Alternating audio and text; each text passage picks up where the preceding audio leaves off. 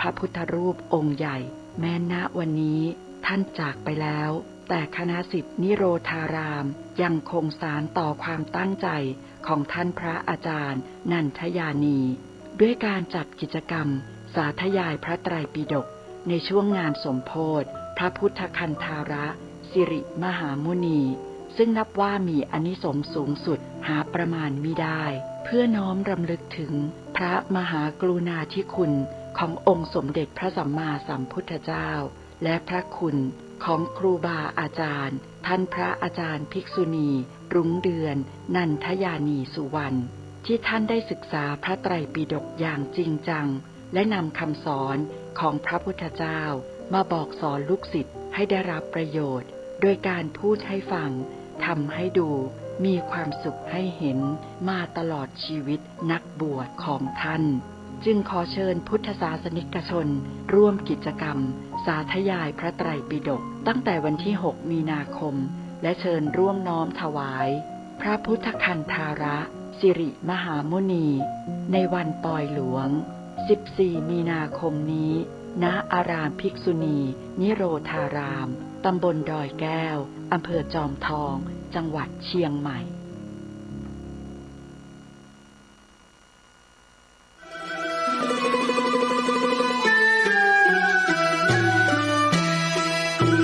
ขอเชิญร่วมทำบุญสร้างกระเบื้องดินเผาธรรมชาติบันไดพญานาควัดโบสถ์ชัยมงคลตำบลมะเขือแจ้อำเภอเมืองจังหวัดลำพูนแผ่นละ50 บาทตารางเมตรละ500 บาทร่วมทำบุญได้ที่ธนาคารกสิกรไทยหมายเลขบัญชี110-333-5287ชื่อบัญชีวัดโบสถ์ติดต่อสอบถาม092-565-4536หรือสอบถามทางไลน์ ID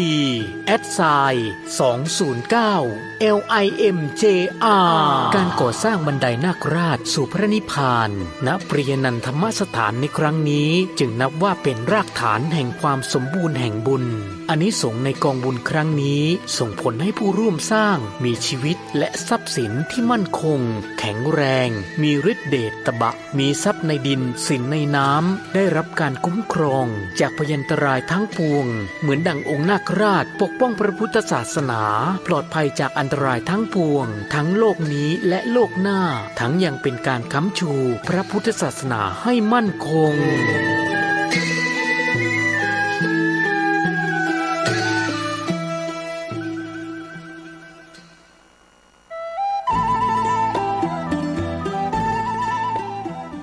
ข่าวสารเพื่อการประชาสัมพันธ์ขอเชิญชวนผู้ใจบุญร่วมสร้างทางสู่สวรรค์ตามรอยแห่งท้าวมัคควานเชิญท่านผู้ใจบุญร่วมทำบุญทอดผ้าป่าสร้างถนนคอนกรีตเสริมเหล็กเข้าสู่สำนักสงฆ์เทพนิมิตรบ้านเปียนตำบลเทพเสด็จอำเภอดอยสะเก็ดจังหวัดเชียงใหม่ถนนส่วนที่ขาดงบกว้าง3 เมตรยาว622 เมตรรวมเป็นระยะทาง 1,866 ตารางเมตรทอดผ้าป่าสร้างถนนวันอาทิตย์ที่ 2 เมษายน พุทธศักราช 2566 เวลา 14 นาฬิกา ณ สำนักสงฆ์เทพนิมิตรบ้านเปียนอำเภอดอยสะเก็ดจังหวัดเชียงใหม่ประธานดำเนินการคณะสงฆ์ตำบลป่าเมี่ยงถึงเทพเสด็จคณะสงฆ์อำเภอดอยสะเก็ดคลื่นสีขาวพระครูชลทานพิทักษ์พระครูศรีปทุมรักษ์ท่านที่จะทำบุญออนไลน์ผ่านเลขที่บัญชีธนาคาร 020-154-602-913 ชื่อกองทุนพัฒนาสำนักสงฆ์เทพนิมิตรบ้านเปียนธนาคารเพื่อการเกษตรและสหกรณ์การเกษตรสาขาดอยสะเก็ดธนาคารธกส.สอบถามรายละเอียดและร่วมบริจาคได้ที่ 0817964608 หรือที่ Facebook สำนักสงฆ์บ้านเปียนก็เป็นงานบุญงานกุศลเชิญผู้ใจบุญร่วมสร้างทางสู่สวรรค์ตามรอยแห่งท้าวมัคควานตำบลทอดผ้าป่าสร้างถนนกำหนดการวันอาทิตย์ที่ 2 เมษายน พุทธศักราช 2566 เวลา 14 นาฬิกา ณ สำนักสงฆ์เทพนิมิตรบ้านเปียนอำเภอดอยสะเก็ดจังหวัดเชียงใหม่เชิญท่านร่วมบุญร่วมกุศลสร้างถนนเส้นทางสายบุญนี้โดยพร้อมเพรียงกัน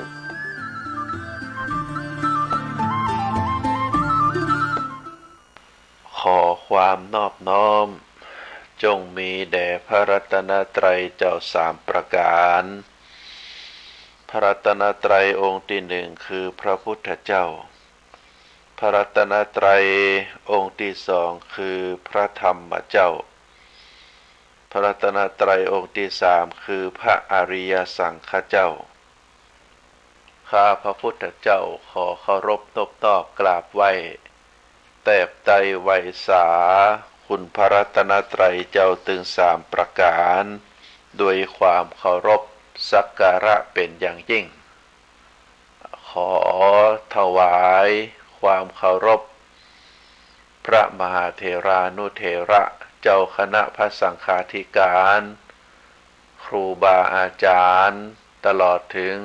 พระภิกษุหนุ่มสามเณรน้อยจุตนจุองค์ขอ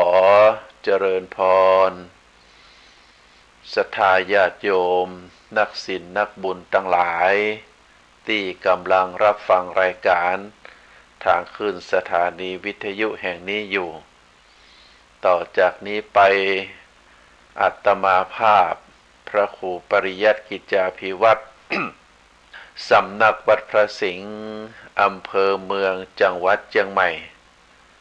จะได้น้อมนำเอาสารธรรมคติธรรมชาดกธรรมในต่างพระพุทธศาสนามามอบเป็นธรรมบรรณาการอาหารใจคือท่านสาธุชนทั้งหลายได้พินิจพิจารณาเมื่อพินิจพิจารณาแล้วอันก็จะก่อให้เกิดปัญญาปารมีธรรมได้น้อมนำมาประพฤติปฏิบัติ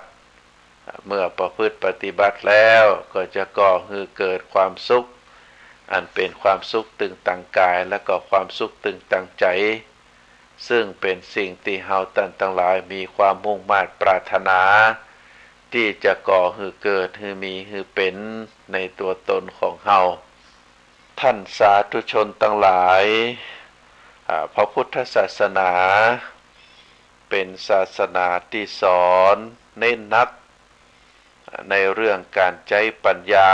ในการดำเนินชีวิตให้รู้จักกำจัดความทุกข์ความเดือดร้อนโดยการพิจารณาให้หันต้นเหตุของความทุกข์และก็แก้ไขให้ถูกทาง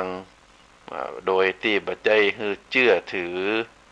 อย่างงมงายไร้ปัญญาไร้เหตุไร้ผลพระพุทธศาสนาเป็นศาสนาที่สอนให้คนได้รู้จักปึ้งปาตนเองในการที่จะประกอบคุณงามความดีในการยกระดับแห่งชีวิตของตัวเก่าให้สูงขึ้นบ่ได้สอนให้คิดแต่จะเอาดีด้วยการอ้อนวอนด้วยการบวงสรวงคำสอนข้อนี้เป็นเหตุให้เกิดลักเรื่องการทำดีได้ดีทำชั่วได้ชั่วซึ่งเราเรียกว่ากฎแห่งกรรมพระพุทธศาสนาสอนให้เราได้ทราบว่าชีวิตมนุษย์เรานั้นมีตึงความทุกข์และก็ความสุขคละเคล้ากันไปซึ่งเราเรียกว่าเป็นโลกธรรม เป็นธรรมประจำโลก เมื่อเปรียบเทียบความสุขกับความทุกข์แล้วความสุขจะน้อยความทุกข์จะมีนักความสุขจะมีน้อยความทุกข์จะมีนักความสุขนั้นเปิ้นบอกว่าเต่ากับแพหรือเรือส่วนความทุกข์นั้นจะมีเต่ากับทะเลมหาสมุทรเมื่อเปรียบเทียบถึงสองอย่างนี้ก็จะหันว่าระหว่างความสุขกับความทุกข์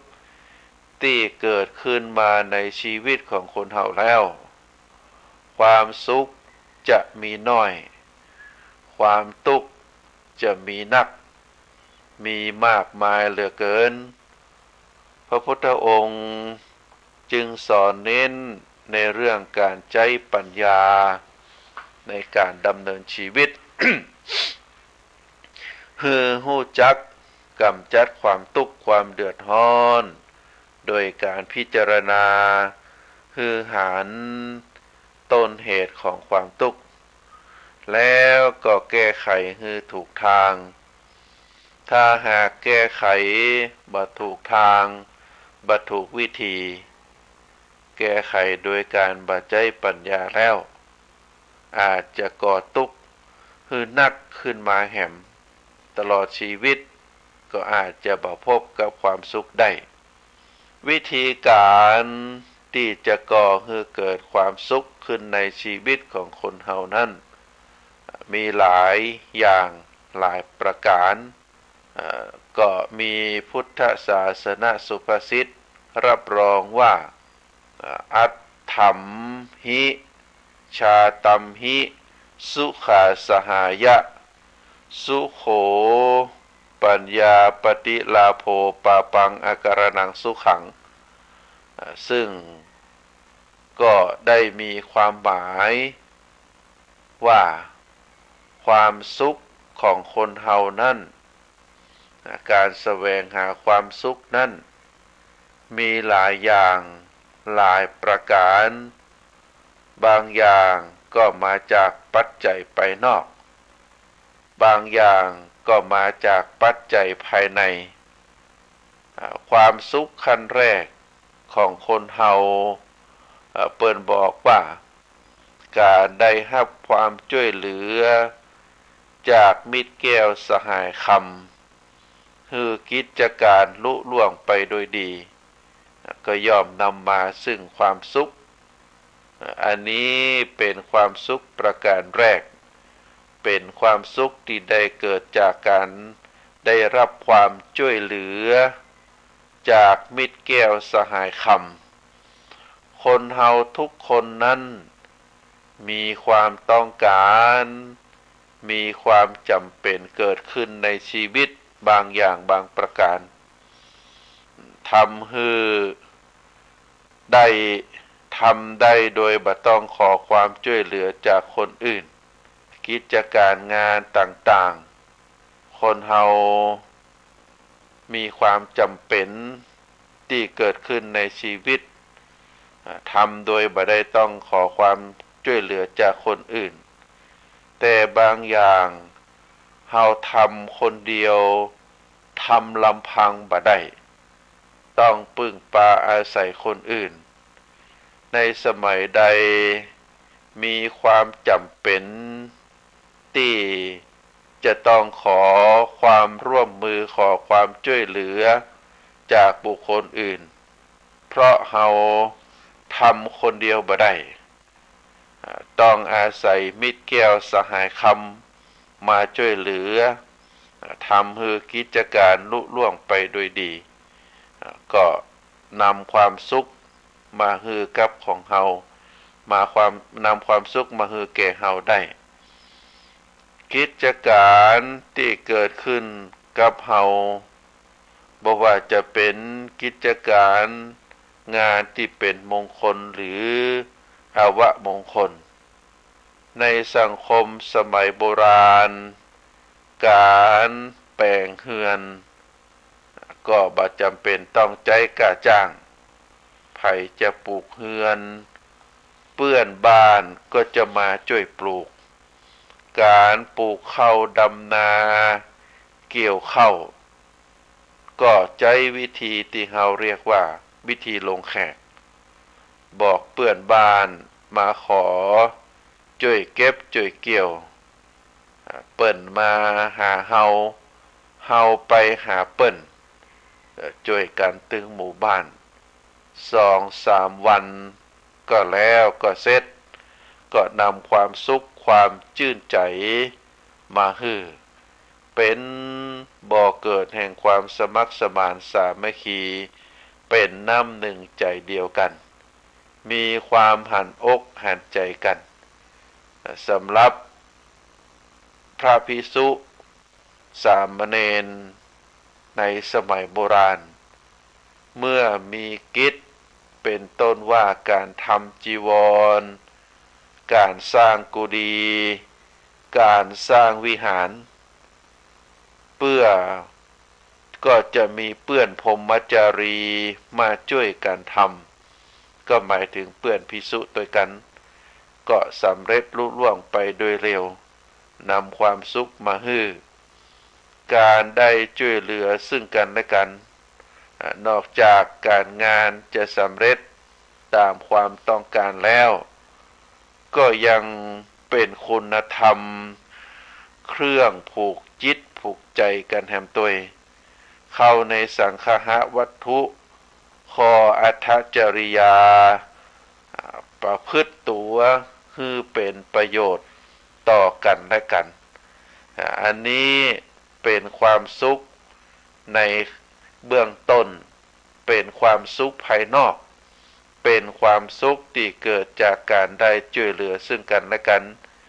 การประพฤติตัวประพฤติตนที่เป็นประโยชน์ต่อกันเราถือว่าเป็นสังคหวัตถุที่ช่วยเหลือซึ่งกันและกันอันนี้ถือว่าเป็นความสุขประการที่หนึ่งการที่ได้ช่วยเหลือกิจการอันเกิดขึ้นการได้รับความช่วยเหลือจากเพื่อนจากคนอื่นทำให้กิจการของเฮานั้นสำเร็จไปโดยดีเป็นสิ่งที่นำความสุขมาให้แก่เจ้าของชีวิตประการที่หนึ่งความสุขประการที่สองความสุขเกิดจากความสันโดษความสันโดษก็คือความพอใจในสิ่งที่ตัวเองมีอยู่ความพอใจในความเป็นตัวของตัวเองพอใจตามมีพอใจตามได้พอใจในสิ่งที่ได้มาโดยชอบคนจะเป็นเศรษฐีหรือร่ำรวยก็อยู่ที่ความสันโดษ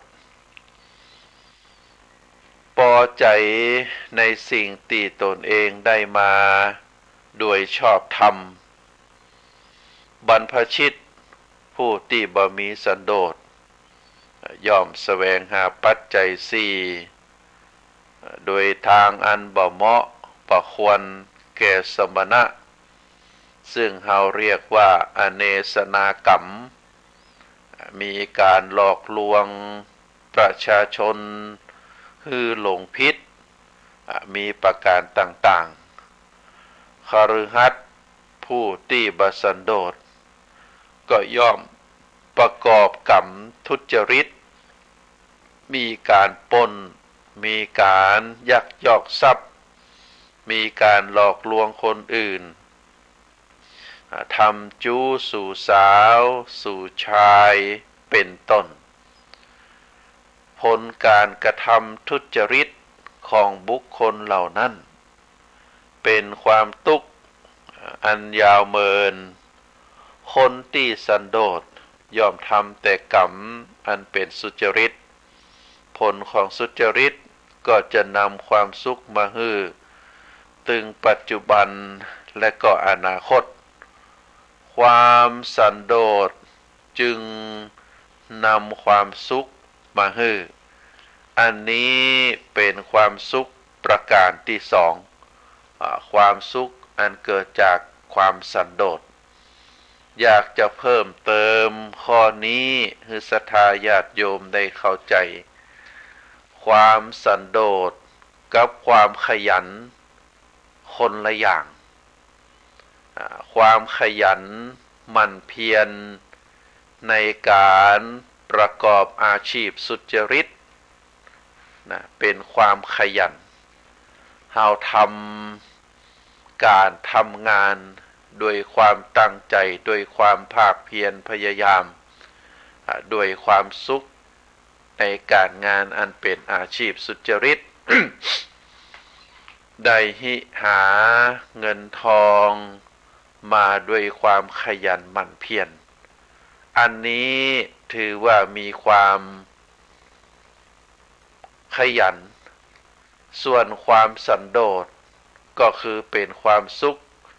อันเกิดจากการที่เฮาได้เสาะว่าหากินด้วยความซื่อสัตย์สุจริตแล้วก็มองดูทรัพย์สมบัติ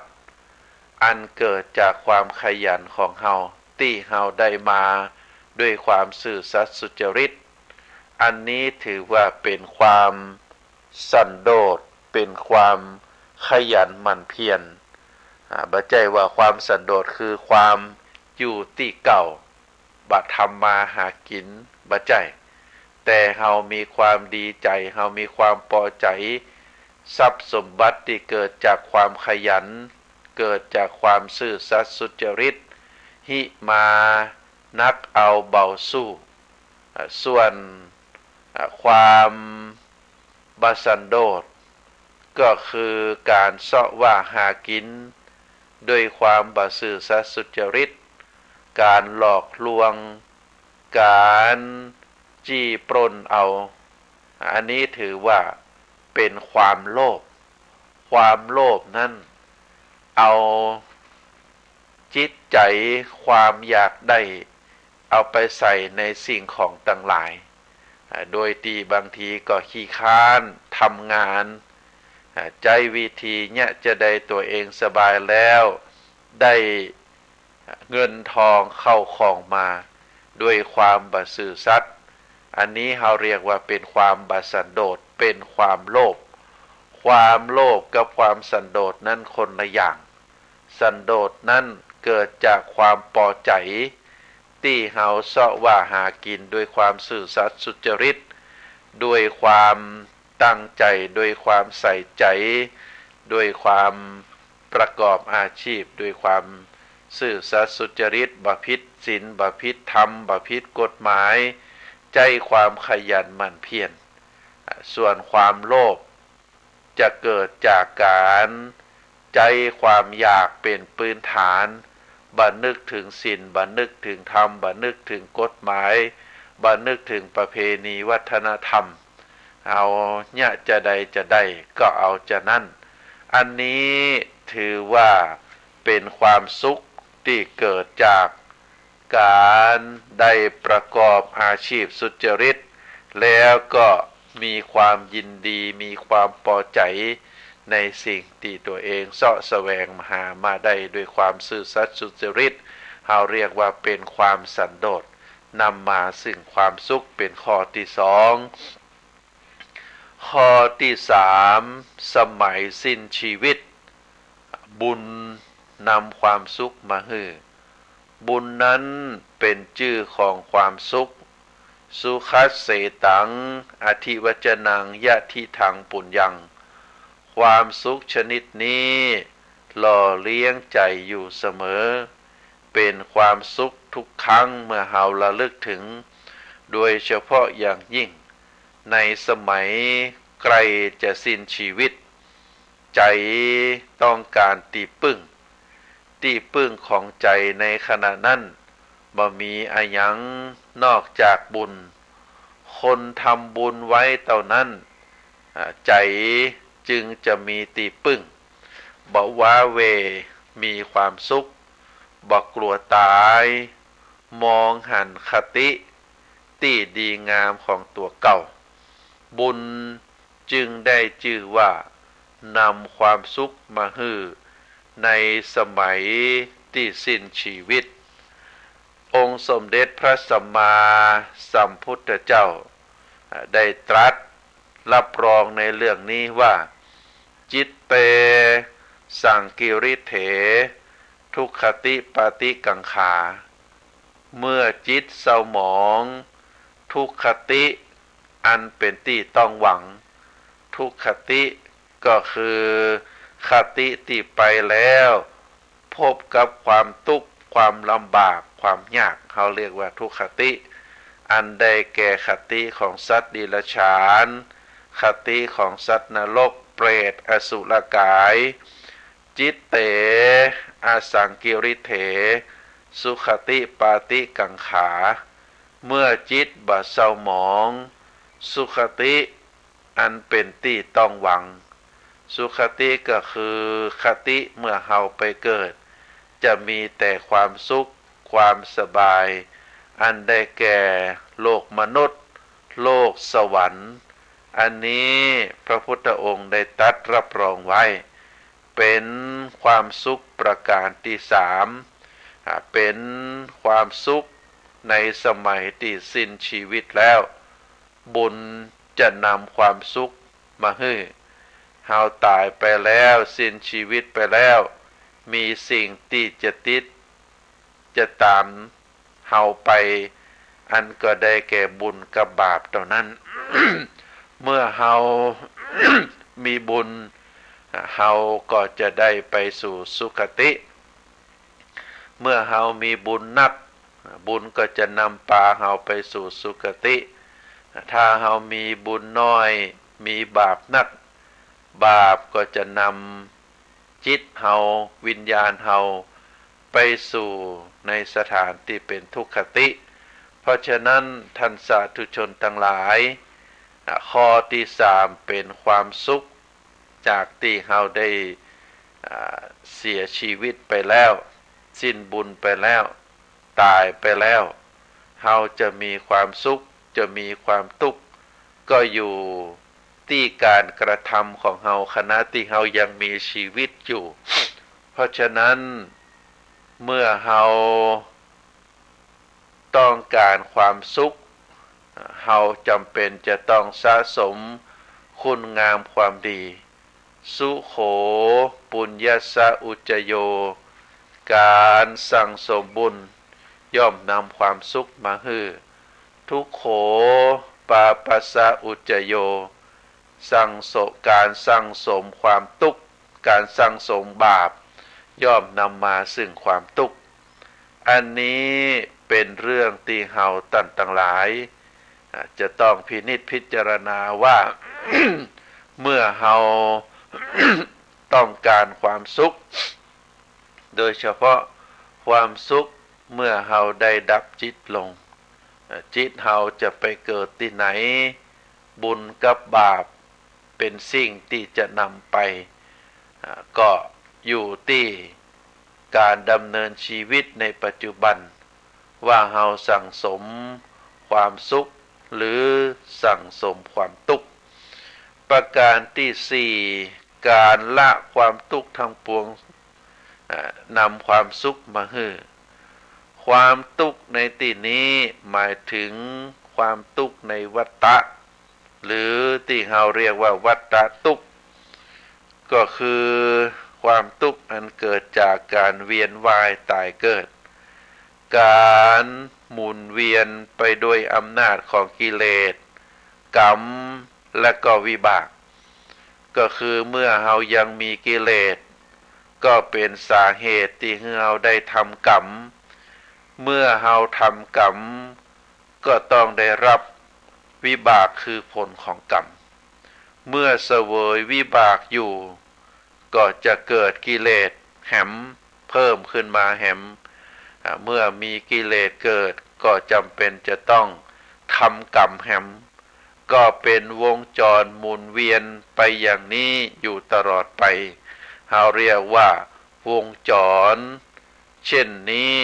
เราเรียกว่าวัฏจักรการตัดกิเลสได้เด็ดขาดเป็นการตัดวงจรของวัฏฏะได้เด็ดขาดเราบ่ต้องมาเวียนว่ายตายเกิดแฮมอันนี้เราเรียกว่าเป็นการละความทุกข์ในวัฏฏะย่อมนำมาซึ่งความสุขเป็นความสุขถาวรเป็นความสุขของพระอรหันต์การจะได้ความสุขประเภทนี้มาเป็นเรื่องยากในของความเป็นปุถุชนคนที่ยังมีกิเลสอยู่แต่เฮาก็บ่สิ้นหวังซึ่งพระพุทธองค์ได้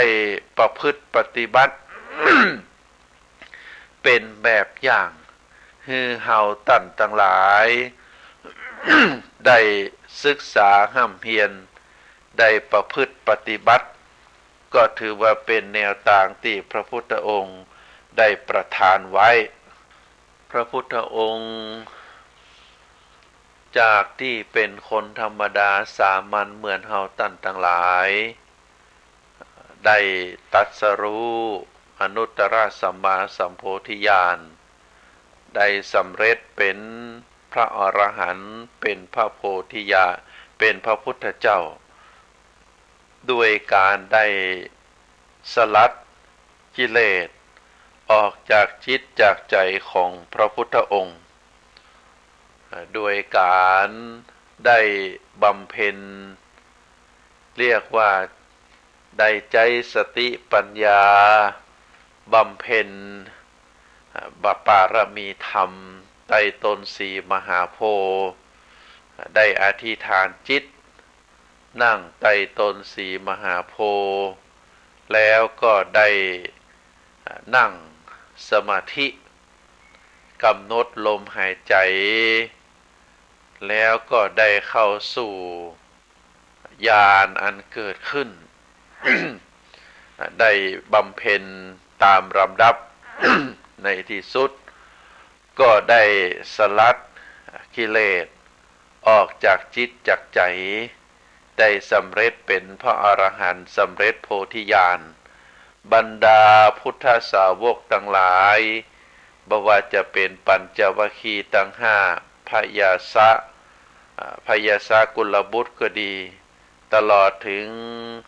พระโมคคัลลานะพระสารีบุตรเหล่าพระอรหันต์ทั้งหลาย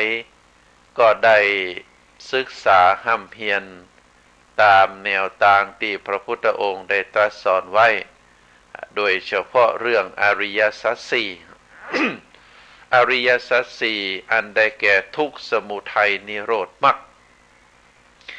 พระพุทธองค์ได้ตรัสสอนในเรื่องของทุกข์ก็คือตัวที่เกิดปัญหาอันได้แต่ตัวกิเลสสมุทัยก็ได้ให้พิจารณาถึงที่มาของความทุกข์ที่มาของกิเลสที่มาของตัณหาแล้วก็ข้อที่สามก็คือแนะนำในการดับทุกข์คำว่าดับทุกข์ก็คือการสลัดกิเลสออกจากจิตจากใจเฮาเรียกว่าเป็นนิโรธก็คือความดับความทุกข์เกิดจากกิเลสก็โดยการที่ได้สลัดกิเลสออกจากจิตจากใจแล้วก็ได้ตรัสบอกวิธีที่จะฮือกิเลสออกจากจิตจากใจเฮาเรียกว่าอริยมรรคมีองค์8พระพุทธองค์ได้ตรัสได้บอกฮือในธรรมจักรปวัตตนสูตรพระธรรมกันแรก ที่พระพุทธองค์ได้ตรัสเป็นปฐมเทศนาคือแก่ปัญจวัคคีย์เฮาจังหันว่าเมื่อคนเฮาได้สลัดตัดกิเลสออกจากจิตจากใจแล้วเฮาก็ถือว่าได้ตัดสาเหตุของการเวียนว่ายตายเกิดอันได้แก่วัฏสงสารเป็นเหตุแห่งความสุขข้อที่สี่อันได้แก่การละความทุกข์ทั้งปวงโดยเฉพาะความทุกข์อันเกิดจากความทุกข์ในวัฏฏะเป็นการเวียนว่ายตายเกิดพระพุทธองค์ได้ประทานคือวิธีการคือเจ้าพุทธเฮาทราบแล้วในปฐมเทศนาธรรมจักรปวัตตนสูตรอันได้แก่อริยสัจสี่แล้วก็ได้บอกวิธีดำเนินชีวิตการประพฤติปฏิบัติ ตามแนวอริยมรรคมีองค์8ซึ่งในพระไตรปิฎกได้ตรัสได้สอนให้เจ้าพุทธเฮาได้ทราบว่าตราบใดที่ครูบาอาจารย์พระสงฆ์องค์ข้าเจ้ายังได้ประพฤติปฏิบัติตามอริยมรรคมีองค์8ตราบใดที่ครูบาอาจารย์พระสงฆ์องค์ข้าเจ้าหรือบุคคลใดบุคคลหนึ่ง ยังมีบุคคลใดประพฤติปฏิบัติตามอริยมรรคมีองค์8ตราบนั้นโลกจะบ่ว่างจากพระอรหันต์เพราะฉะนั้นข้อที่4นี้เป็นความสุขที่รับรองได้ว่าถ้าหากว่าเฮาได้ละความทุกข์อันเป็นวัฏฏะทุกข์ทุกข์ในวัฏฏะทุกข์อันเกิดจากการเวียนว่ายตายเกิดทุกข์อันเกิดจากการเฮาได้ทำกิเลสได้มีกิเลสก่อให้เกิดทำกรรมแล้วก่อให้เกิดวิบากกรรมวนไปเวียนมาพบแล้วพบเล่าเกิดแล้วเกิดเล่าตายแล้วตายแฮมเฮาก็บ่สามารถที่จะละจะพ้นได้แต่ว่าหากว่าในภพนี้ในชาตินี้เฮาได้พยายามลดกิเลสความอยากความโลภความโกรธความหลงลดน้อยถอยลงแล้วก็ก่อให้เกิดกรรมก่อให้เกิดในทางด้านก่อให้เกิดในทางที่เป็นกุศลกรรมกรรมที่ฉลาดการกระทำที่ฉลาดเมื่อเราได้ทำกุศลนักขึ้นกิเลสก็จะได้ลดน้อยถอยลงเมื่อกิเลสลดน้อยถอยลงกรรมที่เราทำก็จะเป็นกรรมดีเมื่อเกิดกรรมดีแล้ววิบากก็จะเป็นผลในทางที่ดีเรียกว่าเกิดจากการทำดีเกิดจากเหตุความดีแต่ถ้าเราได้ทำกรรมชั่ววิบากผลอันเกิดจากทำกรรมชั่วก็จะเป็นวิบากที่นักหนาสาหัสสากันอันนี้เป็นความเกี่ยวเนื่องเมื่อเรามีกิเลสจักจุงจิตใจให้เราได้ทำกรรมนักเมื่อทำกรรมนักก็จะก่อให้เกิดวิบากกรรมที่นักแต่ถ้าหากว่าเรามีสติปัญญาคอยห้ามคอยดึงจิตใจของเราให้สูงขึ้นให้ลดให้ละกิเลสลดน้อยถอยลงได้ประกอบกรรมอันเป็นกรรมดีก็จะก่อให้เกิดสิ่งที่ตัวมาเป็นผลเป็นวิบากก็จะเป็นผลดีก็จะก่อให้เกิดความสุขอันนี้เป็นเรื่องละเอียดอ่อนก็ฝากให้ศรัทธาญาติโยมได้พินิจพิจารณาความสุขประการที่5ความสุขเกิดจากการเกื้อกูลบิดามารดานำความสุขมาให้บิดามารดาเป็นผู้ที่มีอุปการะคุณต่อบุตรธิดาผู้ที่เป็นบุตรเป็นธิดาก็จึงควรปฏิบัติต่อท่านโดยการทั้งปวงการปฏิบัติชอบต่อปิตามารดาเป็นบุญเป็นกุศลปิตามารดาย่อมพอใจย่อมที่จะยกทรัพย์มรดกคือบุตรธิดาที่ปฏิบัติชอบต่อตนคนทั้งหลายย่อมสรรเสริญและก็เมื่อสิ้นชีวิตไปก็จะไปเกิดที่บนสวรรค์การเลี้ยงดูการเกื้อกูลบิดามารดาก็ถือว่าเป็นสิ่งที่นำความสุขมาให้เฮาในฐานะที่เป็นลูก ได้เกิดมาบนโลกใบนี้อาศัยพ่ออาศัยแม่เป็นแดนเกิดเมื่อเฮาเกิดมาแล้ว ได้รับการอุปถากอุปถัมภ์บำรุงได้รับคำสอนจากพ่อจากแม่เฮาบ่ลืมตั้นเฮาได้ช่วยเหลือเกื้อกูลในตอนที่ตั้นมีชีวิตได้ดำรงวงศ์สกุลได้ช่วยเหลือทำกิจการงานได้คือการอุปถากอุปถัมภ์บำรุงได้เลี้ยงดูเปิ้นเมื่อเปิ้นได้สิ้นชีวิตเฮาก็ได้ทำบุญอุทิศให้เปิ้นอันนี้เป็นหน้าที่ของลูกเมื่อเฮาได้ปฏิบัติหน้าที่ด้วยความเต็มใจด้วยความชอบใจด้วยความสุขใจก็จะก่อให้นำความสุขมาให้การที่ได้เลี้ยงดูการที่ได้ดูแล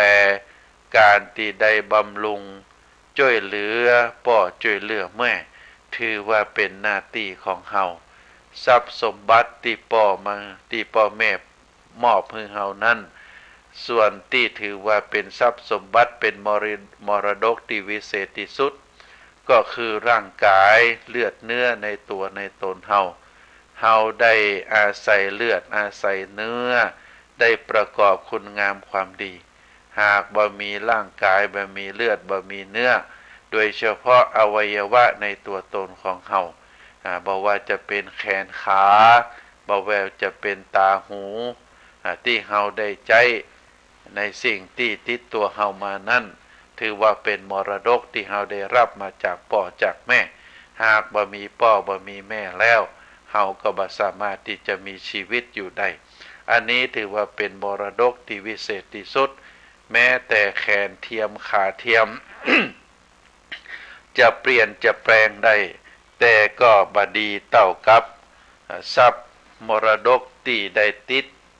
ที่เฮาได้มาตั้งแต่เฮาเกิดมาเพราะฉะนั้นอันนี้ก็ถือว่าเป็นสิ่งที่เฮาจะต้องได้ตอบแทนพ่อตอบแทนแม่โดยการปฏิบัติดีปฏิบัติชอบต่อต้านเพราะว่าท่านมีชีวิตอยู่หรือท่านที่ได้สิ้นชีวิตแล้วเฮาก็ปฏิบัติปัดปูเปิ้นด้วยความเต็มใจประการต่อมาความสุขเกิดจากการได้เกื้อกูล สมณะการปฏิบัติชอบในบรรพชิตอันได้แก่การปฏิบัติชอบในพระพุทธเจ้าในพระปัจเจกพุทธเจ้าเหล่าสาวกของพระพุทธเจ้าทั้งหลายเพราะท่านเหล่านั้นเป็นผู้ที่มีคุณธรรมสูงย่อมนำความสุขมาให้ในโลกนี้และก็โลกหน้าทั้งที่เป็นปัจจัยให้เฮาได้บรรลุมรรคผลนิพพานต่อไปก็ถือว่าได้อุปถัมภ์บำรุงสมณะบรรพชิตตามแนวทางที่ถูกต้องประการต่อมาศีลนำความสุขมาให้จนแก่ชราความสุขบางอย่างมีเฉพาะการคือมีในเวลาที่ยังเป็นหนุ่มเป็นสาวแต่ความสุขอันเกิดจากศีลนั่นเป็นความสุขที่เกิดขึ้นตลอดชีวิตยิ่งแก่ยิ่งมีความสุขความสุขอันเกิดจากเครื่องประดับเป็นต้นว่าเสื้อผ้าอาภรณ์แก้วแหวนเงินทองเพชรนิลจินดาก็คือความสุขในบางวัยในบางสมัยบางอย่างก็เหมาะสมกับผู้สูงอายุบางอย่างก็เหมาะสมกับคนที่แก่คนที่ชราบางอย่างก็เหมาะสมแก่คนบางวัยแต่ศีลเหมาะสมแก่คนทุกวัยก็คือเกิดความสุขใจตลอดเวลาที่เฮาได้รักษาศีลบ่ว่าจะเป็นวัยเด็กวัยหนุ่มสาววัยชราเพราะฉะนั้นการที่เฮาได้ศึกษาเรื่องไตรสิกขาอันได้แก่ศีลสมาธิปัญญาก็จะก่อให้เกิดความสุขเฮาสมาธิจะเกิดขึ้นก็เพราะว่าเฮามีศีลคนที่มีศีลเป็นบ่อเกิดให้เกิดเป็นสมาธิ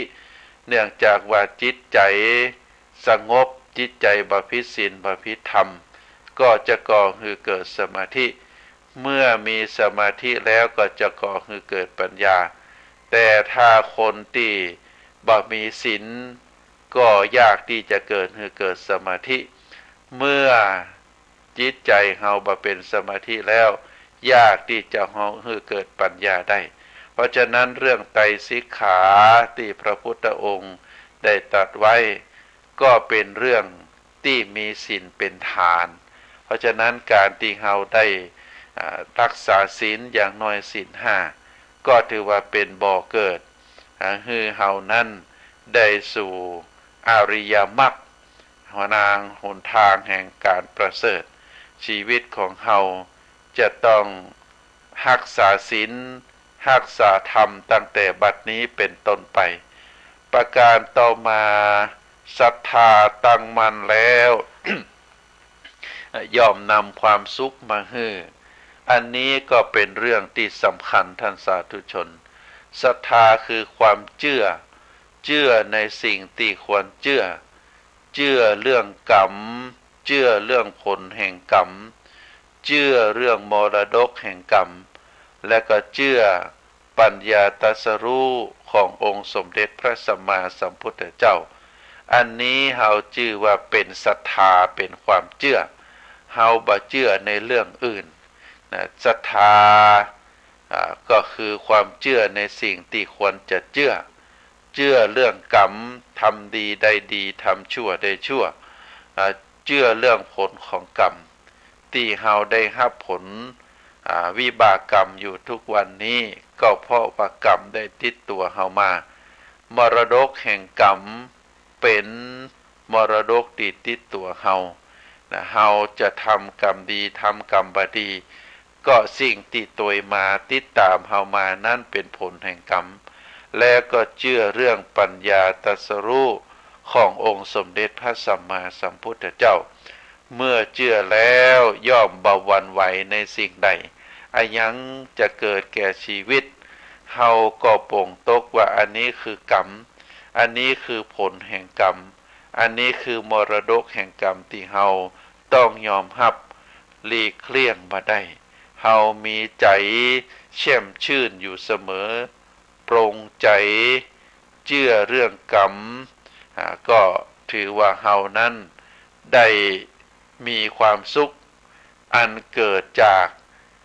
ความสุขที่เกิดจากมากมายหลายอย่างหลายประการแล้วก็เป็นหนทางที่เฮา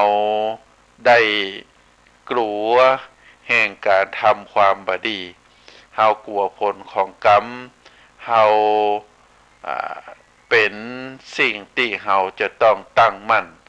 ตั้งศรัทธาโดยความเชื่อศรัทธาที่เฮาเชื่อในสิ่งที่ถูกต้องก็จะนำความสุขมาให้เพราะฉะนั้นในเรื่องของกรรมเรื่องวิบากนี้ก็ถือว่าเป็นเรื่องที่เฮาท่านทั้งหลายจะต้องพินิจพิจารณาให้ดีเนอะศรัทธาญาติโยมก็ขอฝากให้ศรัทธาญาติโยมได้พินิจพิจารณาถึงสาเหตุของความสุขซึ่งเฮามุ่งมั่นปรารถนาความสุขเฮาก็จะต้องประพฤติปฏิบัติตามเหตุแห่งความสุขถึง8ประการที่ว่ามาเฮาก็จะพบกับความสุขได้ซึ่งเป็นความปรารถนาในชีวิตของคนเฮาซึ่งก็เป็นเรื่องที่ไม่ยากบ่เกินกำลังของหมู่เฮาถ้าเฮาได้ตั้งใจตอนนี้ก็ถือว่าเป็นช่วงสุดท้ายของรายการอาตมาภาพขออนุญาตประชาสัมพันธ์ในศรัทธาญาติโยมที่วัดพระสิงห์ในเดือนเมษายนที่จะถึงนี้ก็จะได้มีการบรรพชาสามเณรภาคฤดูร้อน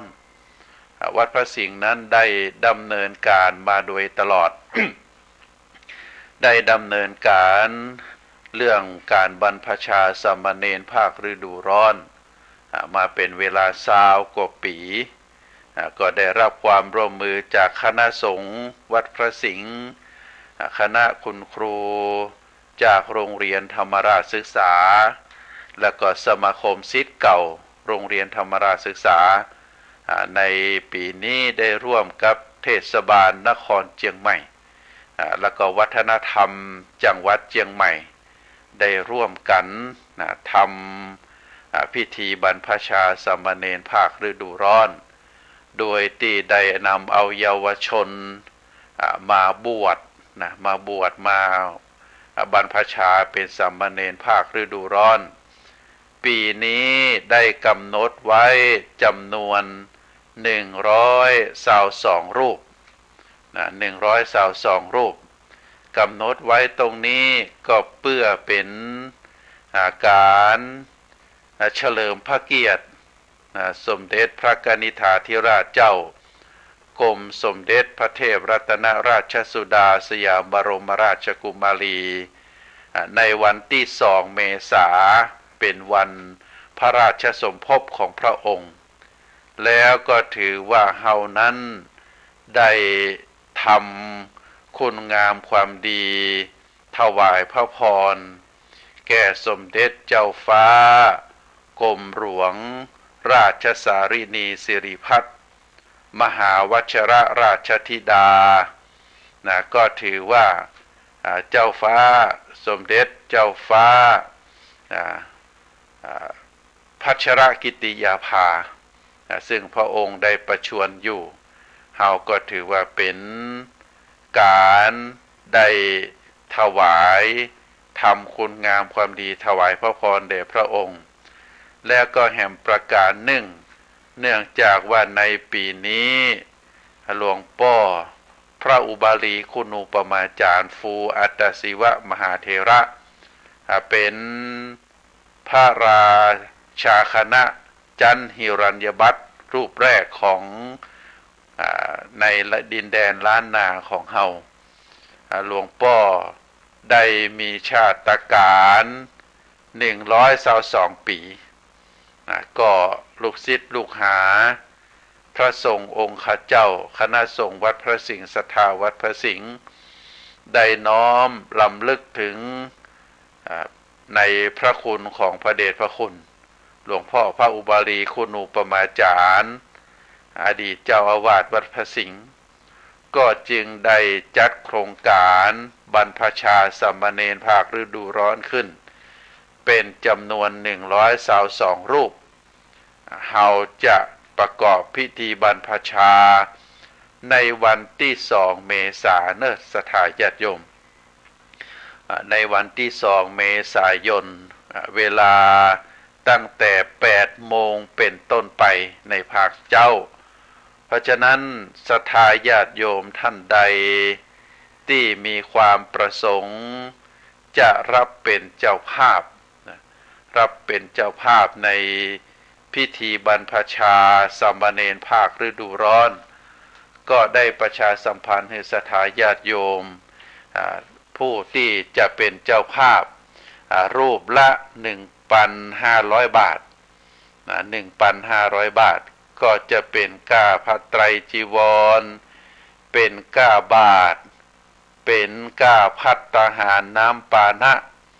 ช่วงระยะเวลาที่ลูกเนนได้บรรพชาเป็นสามเณร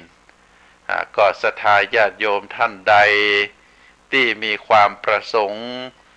จะรับเป็นเจ้าภาพบรรพชาสามเณรภาคฤดูร้อนของวัดพระสิงห์ก็เชิญแจ้งความประสงค์ได้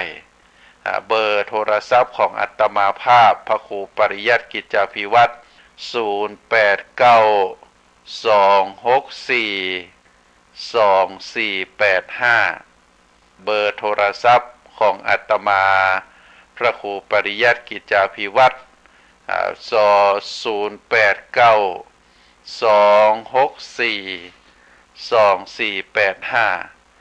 ก็สามารถโทรสอบถามได้เนอะ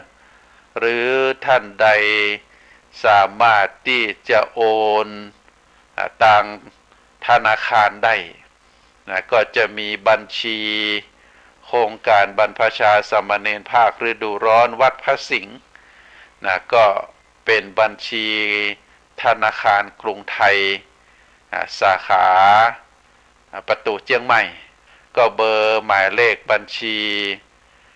540081460ก็บอกแห่มกำเนอร์สถาญาติโยมหมายเลขบัญชีธนาคารกรุงไทย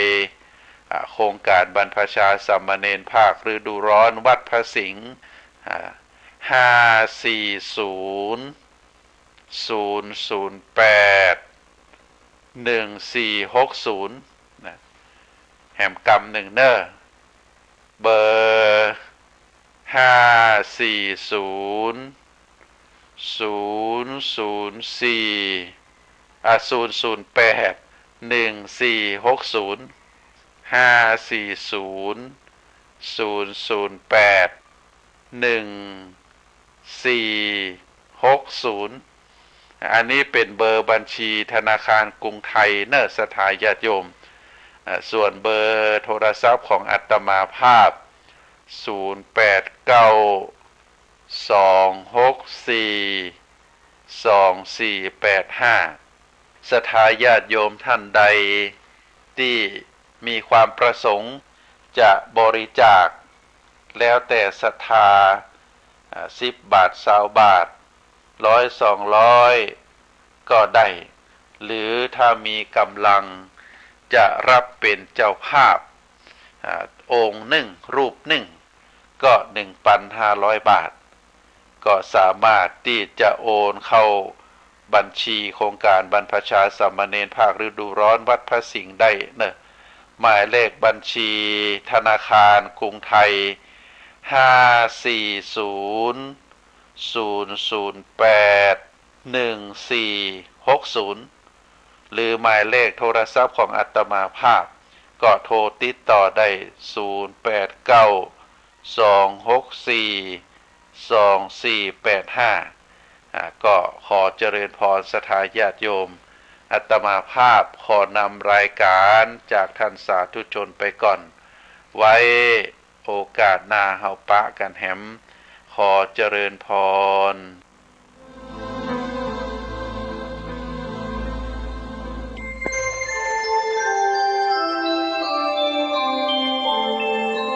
ขณะนี้ท่านกำลังฟังสถานีวิทยุกระจายเสียงพระพุทธศาสนา FM 104.5 เมกะเฮิรตซ์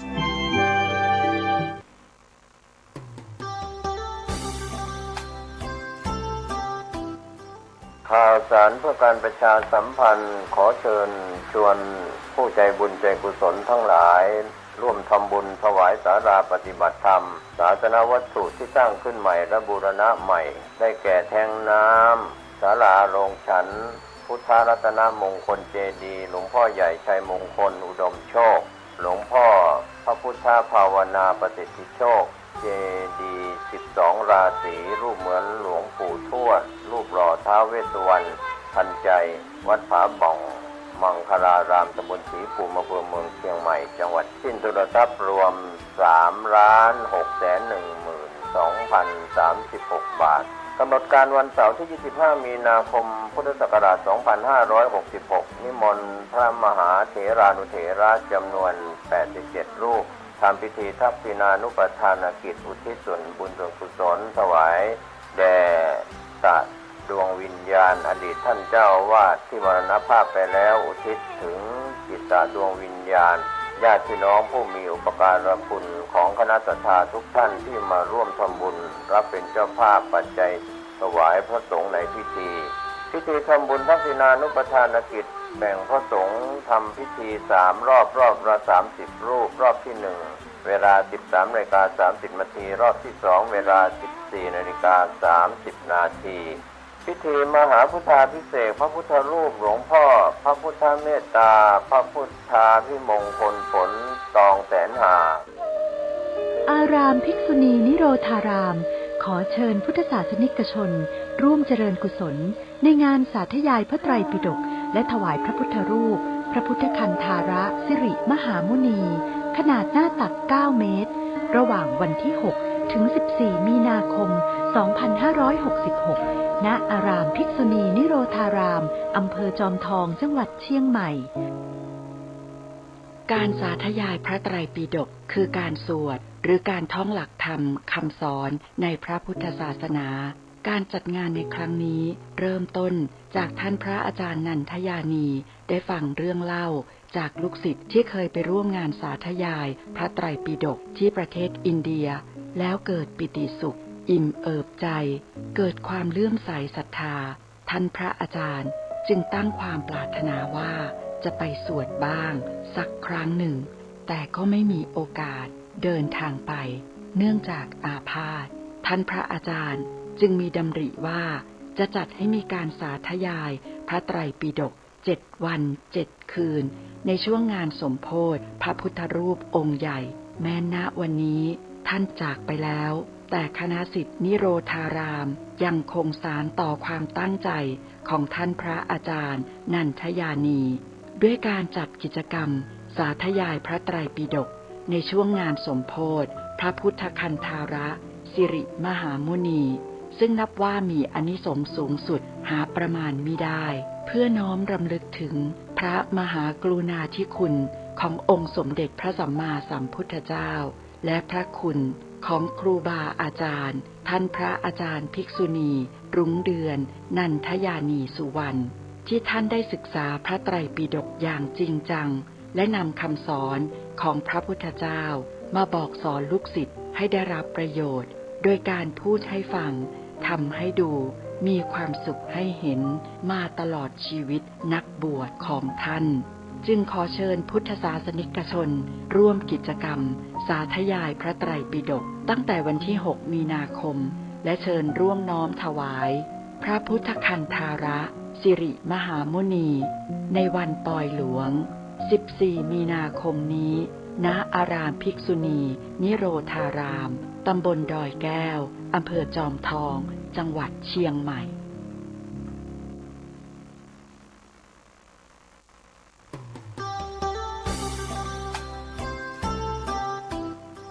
ข่าวสารเพื่อการประชาสัมพันธ์ขอเชิญชวน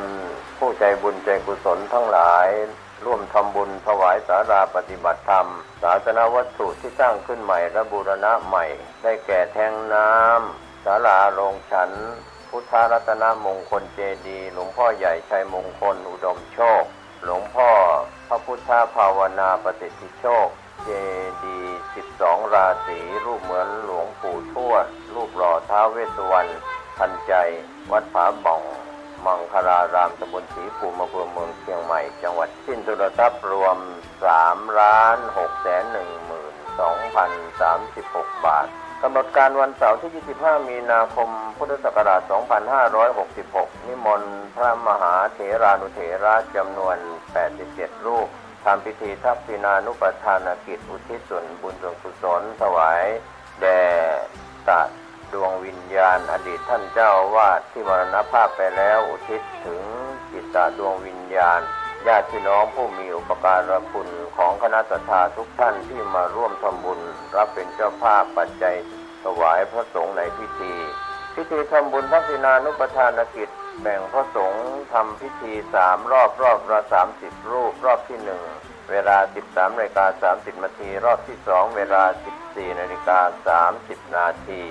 พิธีมหาพุทธาภิเษกพระพุทธรูปหลวงพ่อพระพุทธเมตตาพระพุทธาภิมงคลผลตองแสนหาบนวิหารหลวงพ่อใหญ่ชัยมงคลอุดมโชคลานวัดหลวงพ่อพระพุทธภาวนาประสิทธิโชคบนศาลาหลังใหม่พระพุทธรูปทุกองค์ที่ประดิษฐานอยู่ในวัดผาบ่องพระพุทธรัตนมงคลเจดีย์รูปเหมือนหลวงปู่ทวดนักบุญแห่งแดนใต้รูปเหมือนครูบาเจ้าศรีวิชัยนักบุญแห่งล้านนารูปหล่อท้าวเวสสุวรรณทันใจ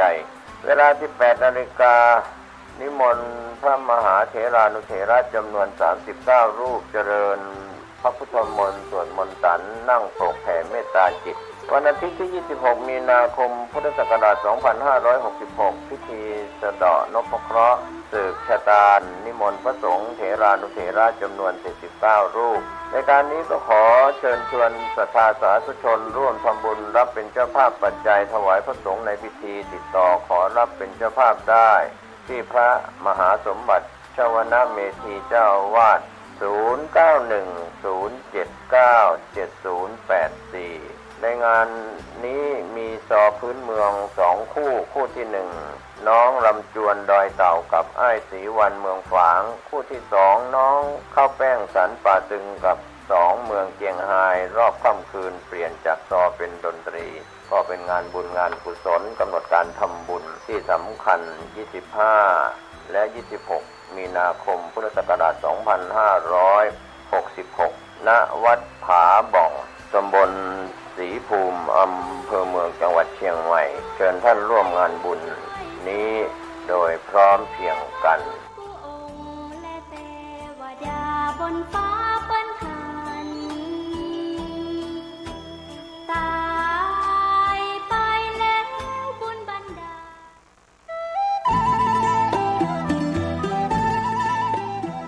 ล ข่าวสารเพื่อการประชาสัมพันธ์ขอเชิญชวนผู้ใจบุญร่วมสร้างทางสู่สวรรค์ตามรอยแห่งเท้ามัคควาน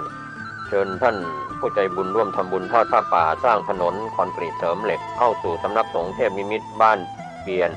ตำบลเทพเสด็จอำเภอดอยสะเก็ดจังหวัดเชียงใหม่ถนนส่วนที่ขาดงบกว้าง3เมตรยาว622เมตรรวมเป็นระยะทาง 1,866 ตารางเมตรทอดผ้าป่าสร้างถนนวันอาทิตย์ที่2เมษายนพุทธศักราช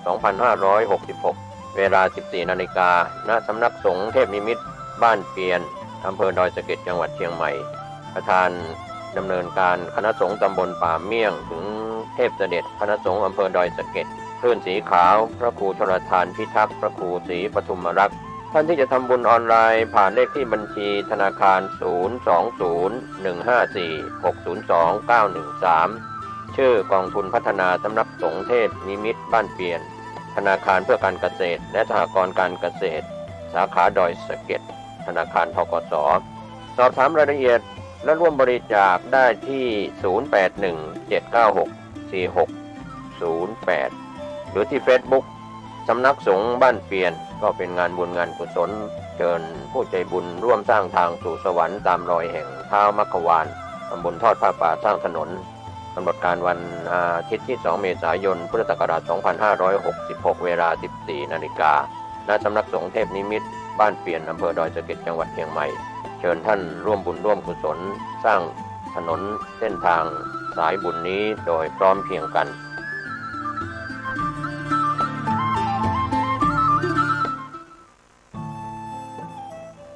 ท่านกำลังติดตามรับฟังสถานีวิทยุกระจายเสียงพระพุทธศาสนาแห่งชาติและสังคมคลื่นเพื่อการศึกษาพระพุทธศาสนาและวัฒนธรรมระบบ FM 104.5 เมกะเฮิรตซ์รายการต่อไปเป็นรายการคดีโลกคดีธรรม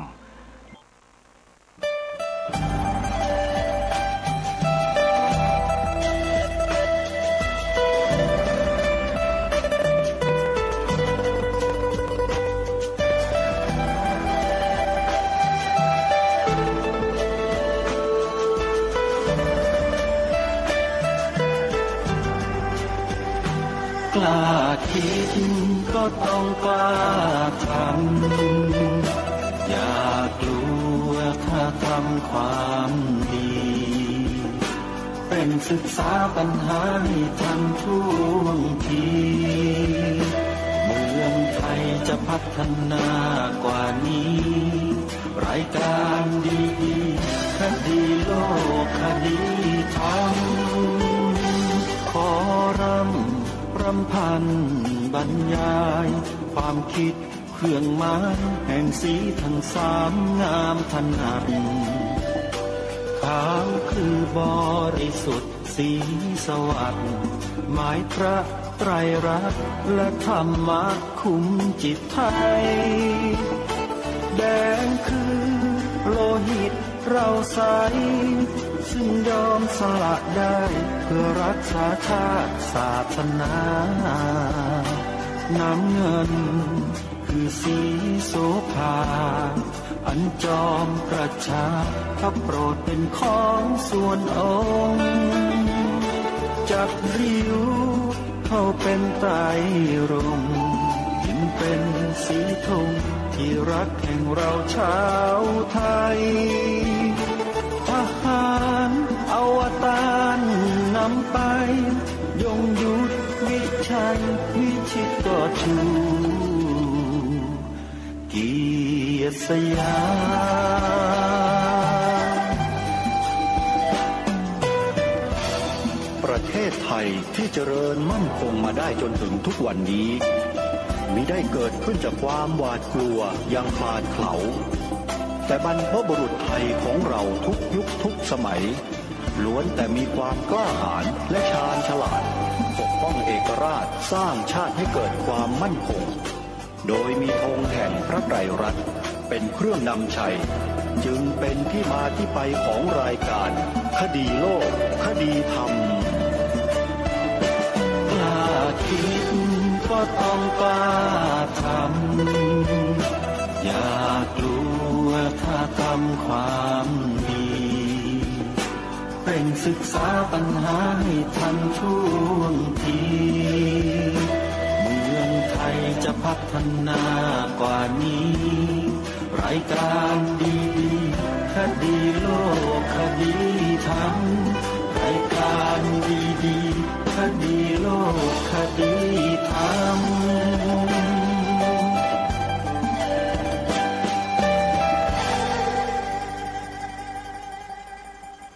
เป็นอีกวันหนึ่งที่จะได้ประกาศเชิญชวนญาติโยมสาธุชนมีส่วนร่วมงานบุญใหญ่กับวัดวาอารามที่ทำงานเพื่อพระพุทธศาสนาเป็นที่ประจักษ์อีกครั้งหนึ่งวันนี้เป็นงานบุญครบรอบ17 ปีสถานีวิทยุพระพุทธศาสนาแห่งชาติประจำจังหวัดเลยวัดป่าจริยธรรมตำบลนาดอกคำอำเภอนาด้วงจังหวัดเลยจะมีการแสดงธรรมกันไปตลอดทั้งคืนตั้งแต่ช่วงบ่ายไปจนกระทั่งถึงรุ่งเช้าของวันพรุ่งนี้10 มีนาคมและในวันที่9 มีนาคมคือในวันนี้ตั้งแต่ช่วงเช้าเป็นต้นไปก็จะมีการจัดกิจกรรมสันทนาการให้โอกาสญาติโยมสาธุชนร่วมปฏิบัติธรรมฟังเทศน์ฟังธรรมจากครูบาอาจารย์มากมายหลากหลายในช่วงกลางวัน1 รอบพอถึงช่วงค่ำก็จะมีเวทีเสวนาภาษาสื่อของสถานีวิทยุพระพุทธศาสนาแห่งชาติจังหวัดเลยโดยในเวทีเสวนานั้นจะมีวิทยากรมากมายหลายท่านล้วนแล้วแต่เป็นนักจัดรายการวิทยุทางคลื่น FM 96.50 เมกะเฮิรตซ์ทั้งสิ้นรวมแล้วไม่ต่ำกว่า7 รูปคนหนึ่งในนั้นมีรองเจ้าคณะจังหวัดเลย1 รูปมีท่านผู้ช่วยศาสตราจารย์บุญยวัฒน์บุญทวงศ์1 ท่านมีอาตมาภาพเป็นพิธีกรบนเวทีนี้แล้วก็ยังมีอีกหลายๆท่านที่เป็นคฤหัสถ์ญาติโยมที่สาธุชนคุ้นเคยกันที่หน้าปัดจอวิทยุและแอปพลิเคชันที่ทุกท่านเปิดสดับรับฟังกันจากเสวนาเสร็จลงพระอาจารย์รูปต่างๆที่ทางวัดป่าจริยธรรมได้กราบอาราธนานิมนต์มาจากต่างพื้นที่มากมายหลายรูปก็จะขึ้นธรรมาสน์แสดงธรรมกันไปตลอดทั้งคืนจนถึงรุ่งเช้าของวันใหม่10 มีนาคมวันที่10 มีนาคมจะมีงานทำบุญอายุวัฒนมงคลครบรอบ51 ปีพระครูจริยสารธรรมเจ้าอาวาสวัดป่าจริยธรรมเจ้าคณะอำเภอนาด้วงด้วยแล้วก็จะประกอบพิธีทอดผ้าป่ากองทุนเผยแผ่ธรรมวัดป่าจริยธรรมด้วยสำหรับญาติโยมสาธุชนท่านใดที่ไม่สามารถเดินทางมาได้ท่านสามารถโอนปัจจัยเข้ามาร่วมบุญด้วยตัวของท่านเองได้เลยโดยทางวัดป่าจริยธรรมได้เปิดบัญชีไว้ชื่อบัญชีวัดป่าจริยธรรมธนาคารกรุงไทยธนาคารกรุงไทยเลขบัญชี403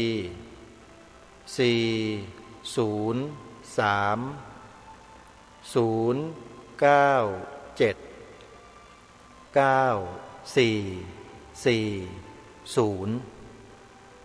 ญาติโยมก็สามารถทำบุญร่วมกันได้สำหรับหมายเลขโทรศัพท์ที่ญาติโยมจะโทรเข้าไปสอบถามรายละเอียดเพิ่มเติมมี2หมายเลขโทรไปที่083-327-5700และ086-450-6115ก็ไปร่วมบุญร่วมกิจกรรมด้วยกัน9-10 มีนาคมณวัดป่าจริยธรรมตำบลนาดอกคำอำเภอนาด้วงจังหวัดเลยติดตามรับชมถ่ายทอดสดทางสถานีวิทยุวัดป่าจริยธรรมพร้อมด้วยเครือข่ายได้ทางแอปพลิเคชันวิทยุพุทธศาสนาทั่วไทย